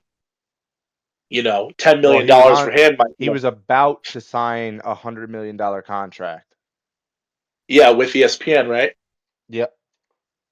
But don't forget, he's also got his liquor deal that he does. He's got his podcast, his endorsements. He's making more money on the other side too. Yeah. So regardless of the $100 million contract, which would have been great for him, and still might be great down the road, this man's making millions of dollars. So a $10 million doing nightcap. Again, so a $10 million thing, because we can't. I don't want to take it away from us here, like we're nobodies, but like because we can't fathom $10 million doesn't mean for him it's like, look, I can write you that and just go away. Versus, imagine this. Imagine if he loses this lawsuit. It ain't going to be $10 million, but he still has the funds for it. It's just going to be a hell of a lot more. So $10 million may be the number that is, all right, I'll give you this. Forget the attorney fees. Just go away. Don't drag my name through the mud. Don't drag your name through the mud. Because if you do that and he still loses or he wins, his reputation is still tarnished. Because no matter what the outcome, this is what we're going to think of him. And that's how I'm trying to think of somebody in my head right now. Here's one. I got one right here. We'll use Donald Trump. That's not good. No, I'm not going to use him. Oh, no, we don't want those. We don't want those people talking to us. No. Similar situation, but Jonathan Majors was, cast as Kang the Conqueror in the MCU under Disney. I was trying to think of somebody who did something but had to settle outside of court, and we never looked at them the same way ever again. In court, it was Johnny Depp and Amber Heard, and some people never looked at Johnny Depp the same way, and even Disney doesn't really want him back. Yeah, I got one for you. I don't remember the whole outcome of this, but didn't Bill Clinton say he didn't have sexual relations with Monica Lewinsky? I know we're not going political, but that's what he said. Those words that were said. And nobody ever looked at him the same way ever again. That's the first thing that a lot of people say. We're not going political here. We're looking at the example. So, no matter what people are going to form their opinions, do I wish Disney would stand by him? Yeah, because we would always be nice to see an employer stand by their employee. In this scenario, if Disney did not own ESPN, I would expect ESPN to stand by Shannon Sharpe. Yep. But because of who the parent company is, and we know Disney doesn't play, I am not surprised, and I do agree with that part of it. But it's a lose-lose for Shannon Sharpe. The one thing that we have that nobody can take away from us is our name. But it's the only thing that when it's tarnished, it's very hard to untarnish it. And, if it costs me $10 million to try and save my name, then I'm going to pay the $10 million to save my name. Because once it's tarnished, it is not likely to ever come up. Because every time you Google Shannon Sharpe, this is going to pop up. Even if he wins, it's going to pop up. I think there's a very fine line when it comes to like civil suits and settlements, right? Because you can settle without admission of guilt. Mm-hmm. But even that is a perceived admission of guilt. Mm-hmm. When it's in some cases it may not be. Now I just want to also preface, he has not been fired from ESPN. He is simply stepping away. This is not a criminal lawsuit. This is civil. There's still many things to have to play out. We're not speculating. We're not accusing anything further. We're just going off of what we know. Yeah. The $10 million settlement offer that may have been proposed, same thing that Cam mentioned that you mentioned. It could be just to make it go away for further tarnishment of his name, even if it's not true.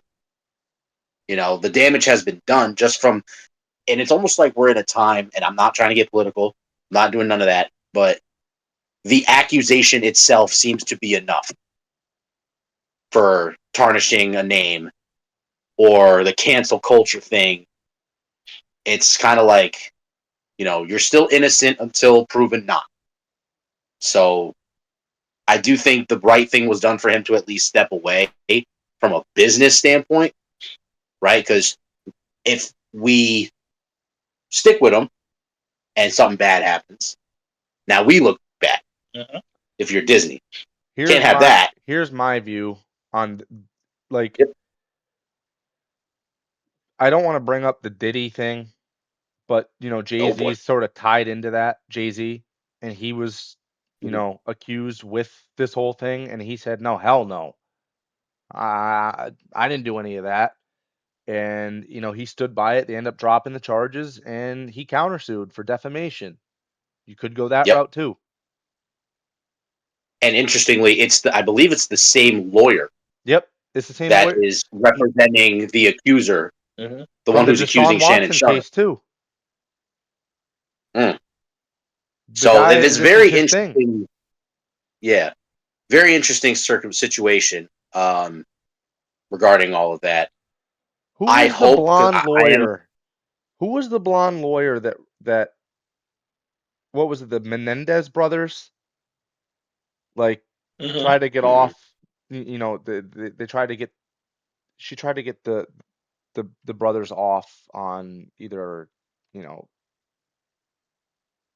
just Were those the ones who like murdered their parents or something? Yeah, yeah. It was Sean, supposed they tried to sexualize it like their dad was like touching them or whatnot, and that was the reason why they did it. She won other cases in that era or in that way. So it's just like you kind of feel like you're just reaching with that lawyer, and that's the only kind of type of clients that you're representing. You might not be the most reliable when it comes to that. Yeah, you know how to win a case and swing a jury, but again, you got other people determining an outcome on, evidence that they weren't there to see or could have been doctored. You don't know. well, You I don't. think that's the interesting part, and I think is honestly a story for another time. Is lawyers, Yep. when it comes into sports, example, I won't even use the Mendez brothers. When you know someone's guilty, you still have to defend them as if they're not. Mm. And I think a lot of times these attorneys, whether it's Deshaun Watson's attorney, or the Shannon Sharpe attorney, you know, they may not want to do this defense, but they have the history of doing it. So that's who people go to. And again, the only way you're going to get paid is if you win. You don't get paid for losing. So I think a lot of times people, I mean, you get a retainer, but you don't get paid the big bucks unless your client wins. So I think a lot of times you see attorneys pull stuff out of their ass trying to make it stick or to sway at least one or two jury members. So they get paid. But if you ask them on the street if they agree with what that person did, they're probably going to say no. I don't think they're up getting a massage at that massage parlor. I don't think they're hanging out with Shannon Sharpe behind closed doors, but I think they do what's best for their client, whether they believe in it or not, because that's their job. The Mendez brothers that we brought up, show on Netflix, by the way, very good show, a little disturbing. Oh, I didn't watch that. If you follow their story, they're possibly going to get out of jail. So many of their family members had stepped up to the plate and said, look, those kids were abused. They're not in the right frame of mind. They shouldn't be in jail. That's going back to trial. It's crazy. But we looked at those attorneys and we said, why would you let parent killers out? How can you defend that? Well, now the family's coming out and saying, no, she did her job, but the parents were crazy. So I think I don't blame any of the attorneys. They're just doing their jobs. And I don't want to get into it because I know it's very personal issue for a lot of people. But at some point, we have to look at the people making the accusations. Yeah. One of the things we said in the car ride, and again, I won't get into it, but timing is everything to me. You accused him 15 years ago. Why is it coming up now? Kind of funny, he's about to sign a $100 million contract, and this is just coming up again. It was 15 years ago. I thought it was last year. There's a second accuser Second one from. accused from Oh. I didn't see So, that. so Yeah, I'm not yeah. saying one wasn't last year, but I mean, we had this 15 years ago. Yeah. So I think there's a lot of questions that need to be answered.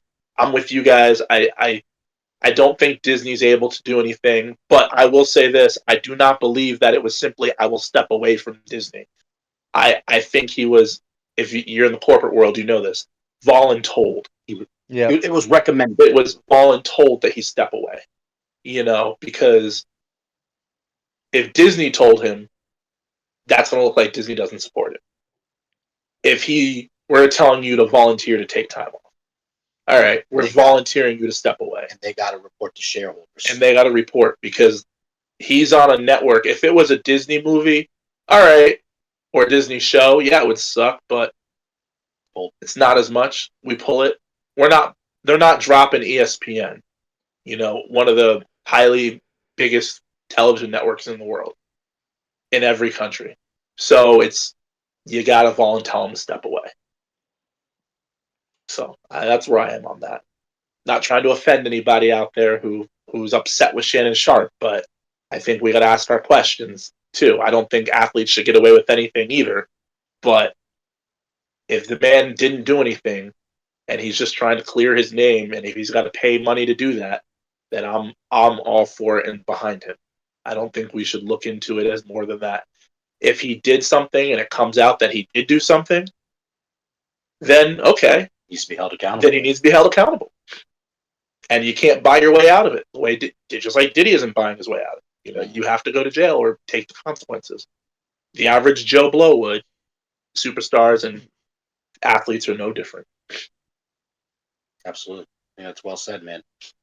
Again, we're not accusing anything further. This is all civil. Innocent till proven guilty. Right. This is all civil. This is not criminal that we know of. There are more facts that are going to come out. But I think we'll table it for another time. We'll see what happens. Anyway.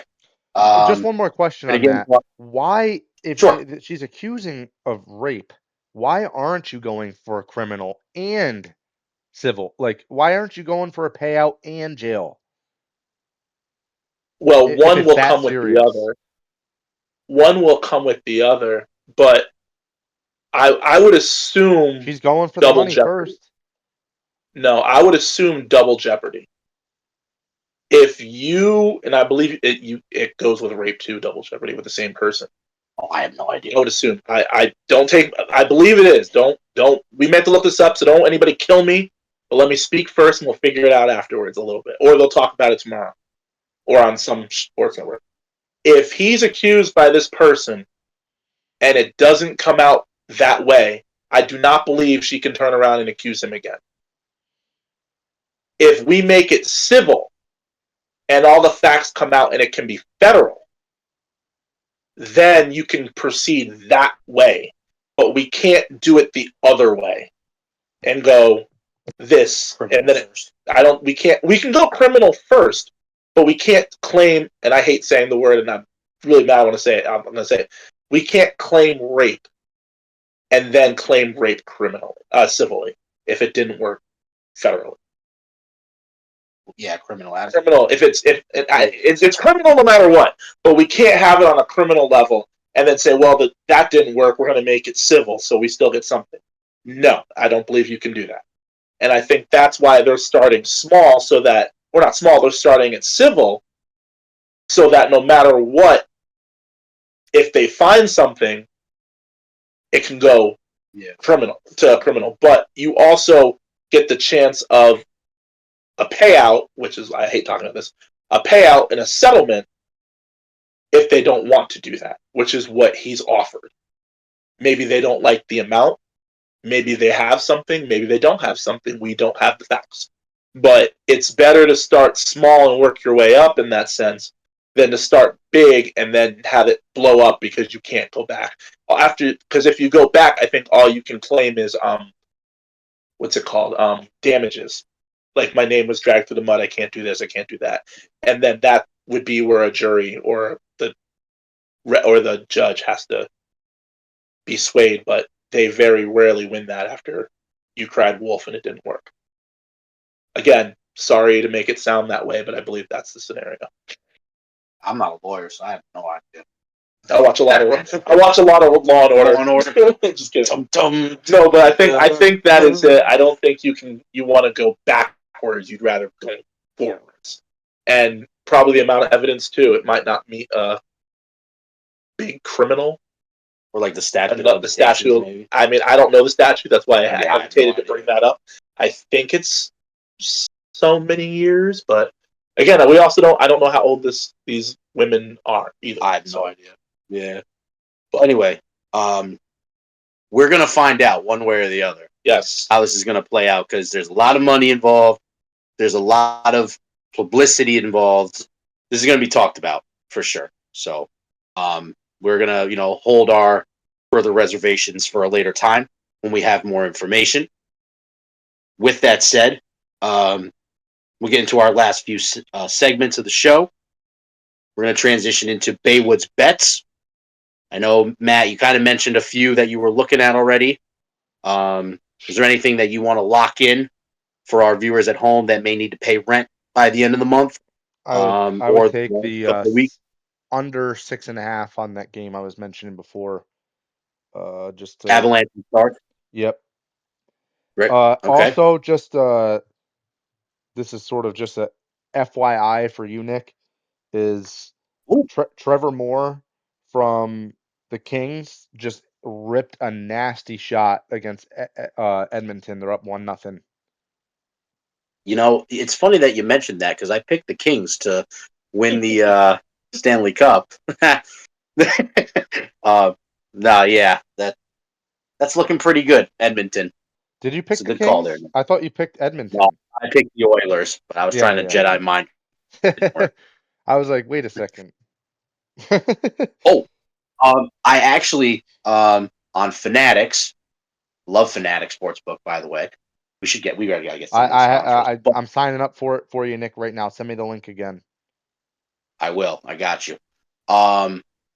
They have put out some NFL futures bets, and I did take a couple. I have a parlay going right now for Joe Burrow, 4,500 yards passing and 35 touchdown passes next season over both of them. Might as well throw the I have MVP a up in funny there too. feeling I have a funny feeling that Mr. Burrow may be the most valuable player in the NFL next season. That will be a topic for another episode, but just wanted to put the bet in there. How are you going to leave us hanging with? Because that's what I do, man. Fair. The hanger of the cliff. Cam's jam of the week is going to be like a 10-month future on Joe Burrow too. Nah. He's just Joe. Speaking of Cam's jam of the week, Slam Jam, thank you, ma'am. Mr. Griffin, is there anything that you've been paying attention to that you want to maybe lock in or have us look forward to? Upcoming game, event, anything you've been keeping an eye on in the sports world? Ooh, could be anything. We got a few things actually. It's been good. Look, I'll start off with this. I give respect where respect is due.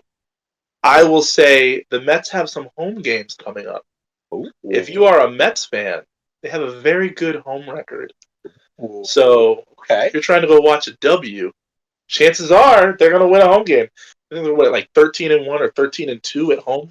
We were talking about this crazy stat to start the season. So obviously go to a Mets game. My boss did first time in a few years, and she won, and they won. So go to the Mets games. My jam of the week: Steph Curry has turned the clock back. The Warriors at home tomorrow. We still don't know if Jimmy Butler's playing, but I will tell you this: it will be one of the games to watch. And then I know Matt will be glued to the TV to watch Luka put on a show in Game 5, which I think Luka will put up around 45 points, have about 10 rebounds and 14 assists, some Jokic numbers, and I think the Lakers will hold off the Timberwolves. But you'll have to watch that game and find out, because I would not be surprised if the Lakers won, but would not be surprised if the Lakers lost. But I do expect it to be a really good game. Anthony Edwards has been playing out of his mind. He has been a star when he's needed to be a star, and he's done it with attitude. And I think that's been great for the league. So, a Mets game, Steph Curry, and Edwards versus Luka. I'm sorry. I think at the first time in LeBron's career, he's really taken a back seat, not by choice, but by default. And I think but people are Laker fans again, but not for him. This is Luka's time. I would like to see them win because I would not want to see him lose 4-1. But if they lose, I'm happy Ant won because I don't think anyone as a casual fan would be really upset with either outcome. To be honest, I think you get Luka Doncic or you get Ant Edwards. I mean, they're both wins, or you get to watch Steph Curry be Steph Curry, which is just crazy. If you haven't seen him live, go see him live. I've seen him 3 times. It is a video game. He is a video game character in human form. So those are my jams of the week. I have a rant of the week real quick if I can get to my rant. By all means. Because it really bothered me when I was watching it. Do you have a rant this week? We can get into it in a little bit. I want to see if I don't think yours is the same as mine, but okay. I wanted to get my rant out real quick because this has been bothering me for a while. It's all over TikTok, it's all over YouTube, it's all over Facebook. The draft is not a perfect science. It's obviously taking chances on players based off of what we've seen, what tests we can give them, both physical and mental. We only know the players are as good as what we've seen, and after that, it's what we want to draft. It's okay to not draft a certain player if you don't like them. That is your decision. Now, my rant. Here we go. Mel Kiper Jr. Ooh. STFU. We do not care about your evaluation about who should be the number 1 quarterback taken. It was a travesty to an extent. Shedeur went in the 5th round. We're not arguing that. But for you to sit on national television and say that the NFL does not know what they're doing when it comes to how they draft and evaluate players, when the last several quarterbacks that he picked to be face of the league, best player, next best person, have all not panned out, is hypocritical. You need to watch yourself, my friend, because you are just as bad as some of the people you claim are awful. I'm not saying it's a rocket science. I don't know how to do it either. I go by what I look at, and I go by what I've seen, and I go off of interviews, and I go off of common sense as a fan. You've been doing it way longer than me, but your picks have been incorrect. So you are not to be judging anybody. And to go on national television and throw a baby tantrum because you picked the wrong person is stupid. And I wish ESPN, or it was on, I wish they would have just cut the feed and gone to commercial break. We gave that man too much time on national television, whining like he's a baby because Shedeur Sanders went in the 5th round. Well, rephrase, because he didn't go in the 1st round. And every time we had to hear about it, look, you made a mistake, and the owners just didn't want it. It's okay. It's their decision, not yours. You want to make a better decision? Go apply to be somebody on some NFL team. Go in the draft room and draft somebody. I gotta say, the Busted Coverage podcast hosts over here, we might need to take his job. Yeah, it just boggles my mind that he got that defensive over a player when everyone and their mother knew he wasn't going to go in the 1st round, and you went on national TV and you just flipped out about it. Why? It was childish. Reese is trying to talk. What's the other guy? I can't think of his name. Louis Riddick was trying to talk, and you're talking and screaming over them and not letting them have their word because Shedeur Sanders wasn't drafted in the 1st round. Grow up. How many drafts have you done where you've been 100% correct?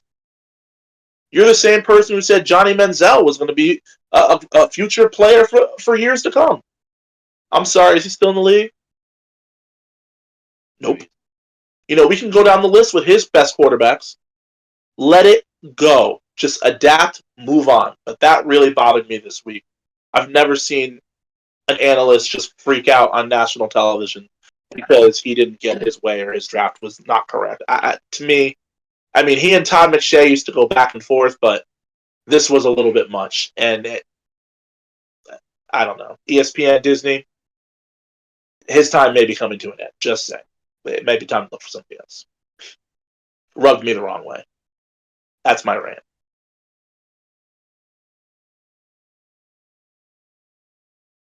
Am I good to go?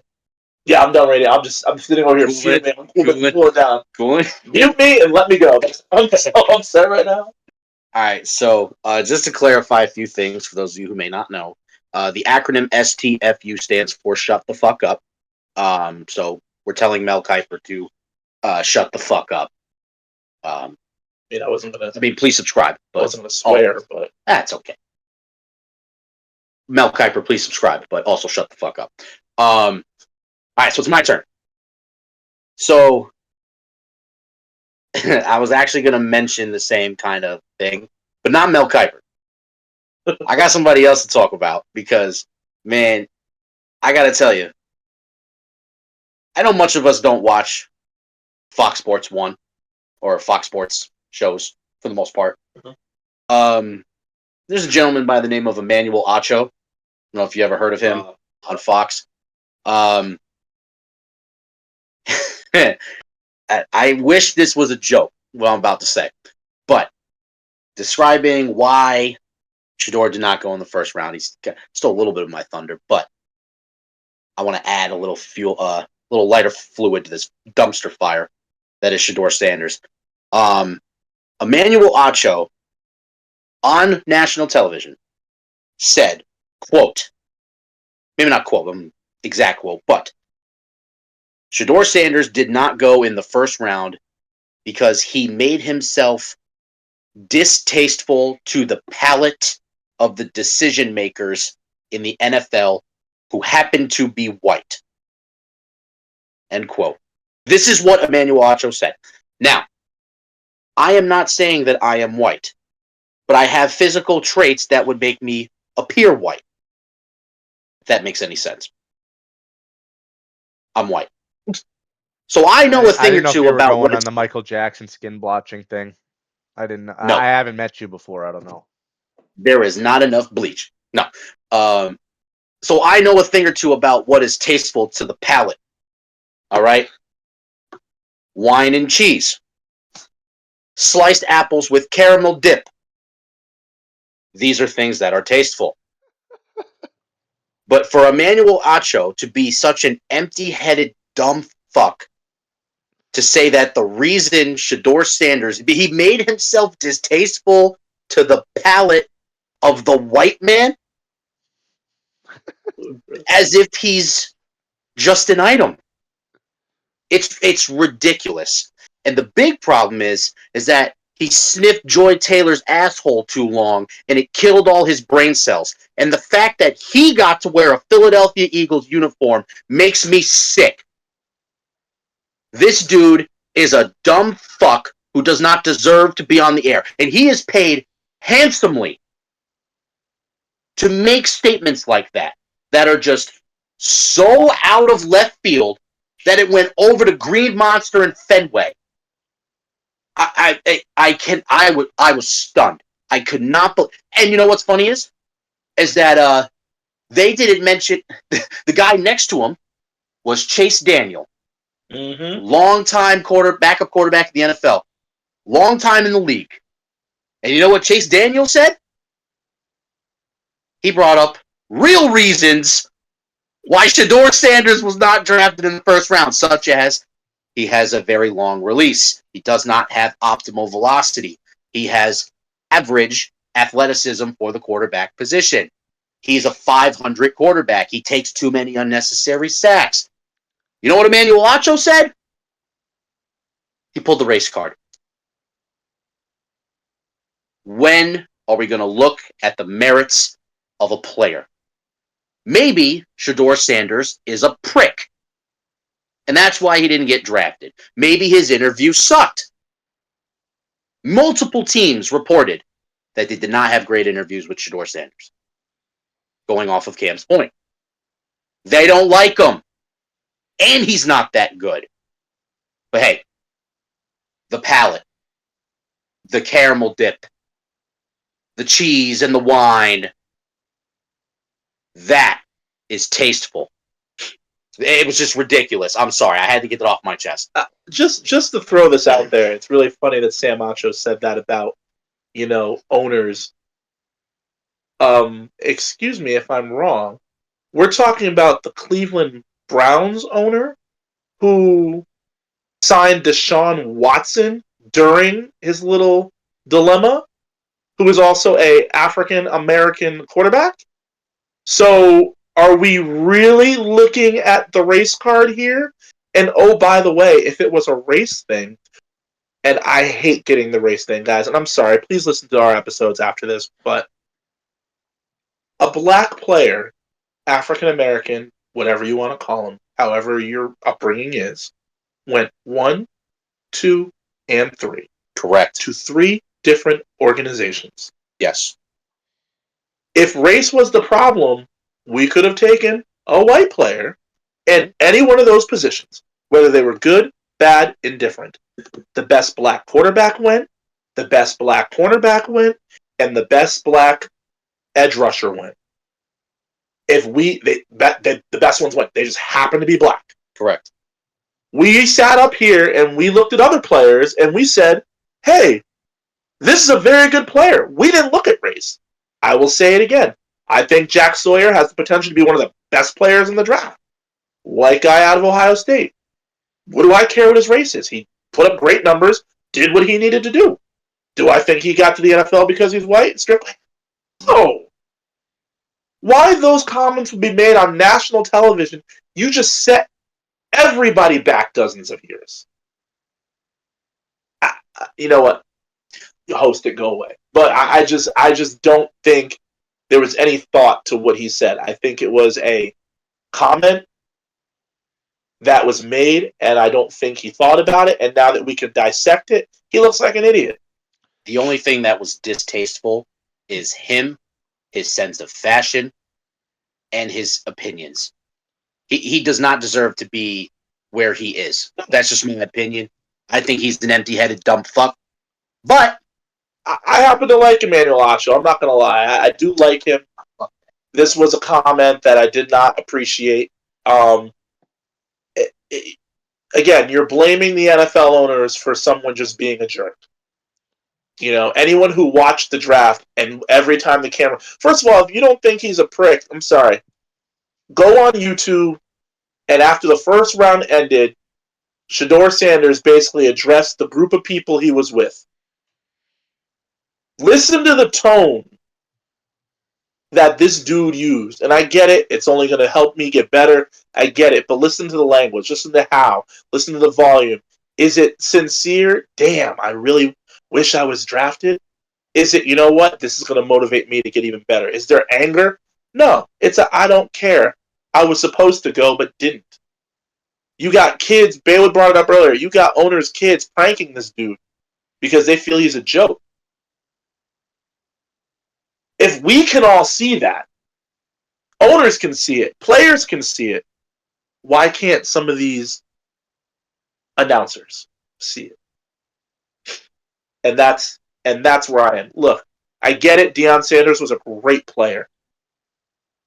This is not Deion Sanders we're talking about. This is his son.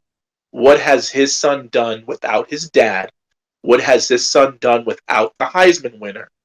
What has his son done on his own to prove to everybody that he belongs in the NFL? He didn't play well when Travis wasn't playing. He only threw to Travis at his pro day. What has he done? And had Cleveland drafted Travis and drafted Shedeur, yeah, we could have the argument and say maybe he will be a good player in the NFL. But we don't know. And it's not a bad thing to have a question mark. We got to stop treating it as a home run every single time someone's drafted. It's not.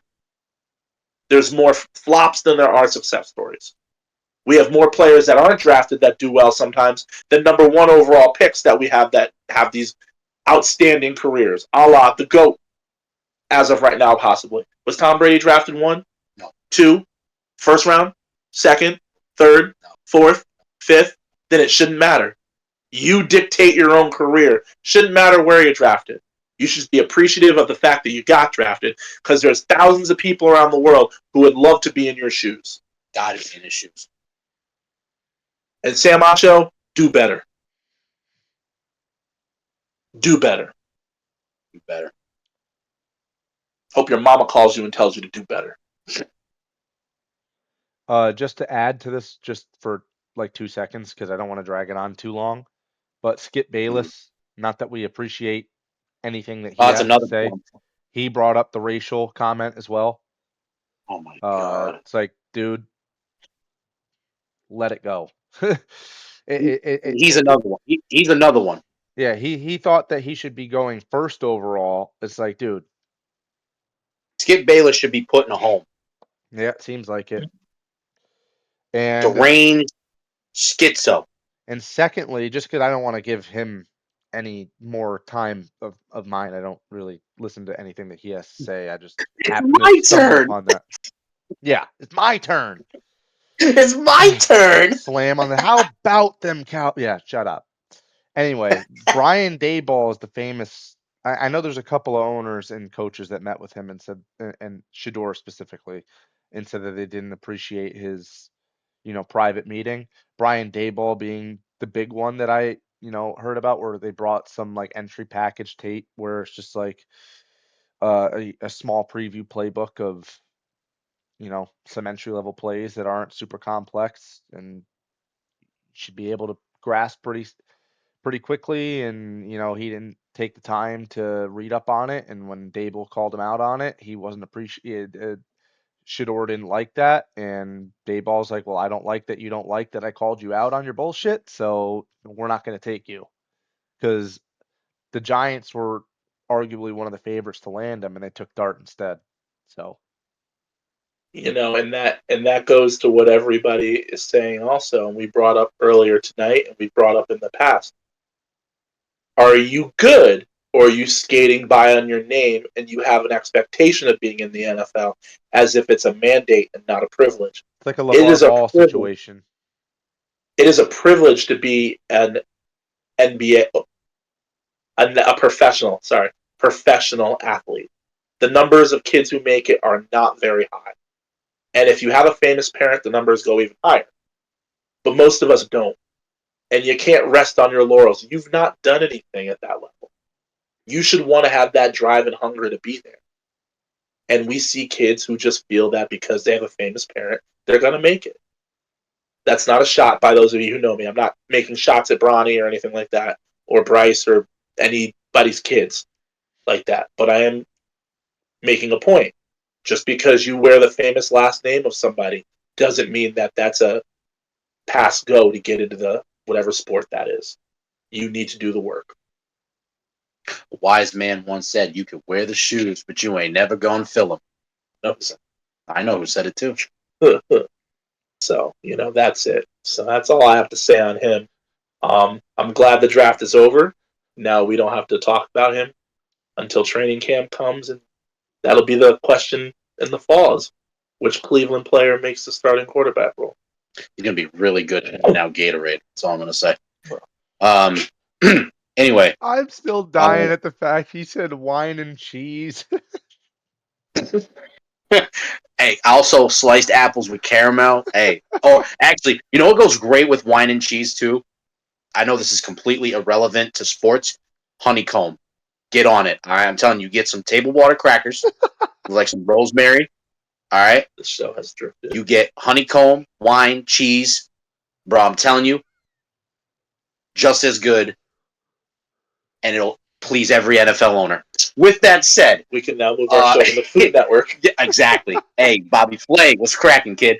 I think it's time to, kind of end tonight's episode there. We want to thank you. I was very grumpy during that rant, so Appreciate you guys. Let me blow off some steam here. Thank you guys for listening as always, man. We love what we do. We love coming out here every week, giving you that real shit, as Nate Diaz would say. We love you guys. You guys got any last words? Anything before we go off? No, I would just say again, some of the subjects are a little personal. Don't blame us. It's just a topic we're touching on, and next week will be something different. Leave a comment. We'd love to hear from you. Absolutely. Matt, any final words? Nope, just Shador's drop was. I feel like you waited all night for that. Listen, soundboard God strikes one final time. All right, guys, we're gonna get on out of here. It's getting a little late. For some of you, it's getting a little early. If you're listening on the other side of the world, I don't know why you would, but we appreciate you anyway. We love you guys. Take care. We will see you next Sunday. Remember to like, subscribe, leave comments. We'd love to hear from you guys. Give us some talking points. Tell us what you want to hear.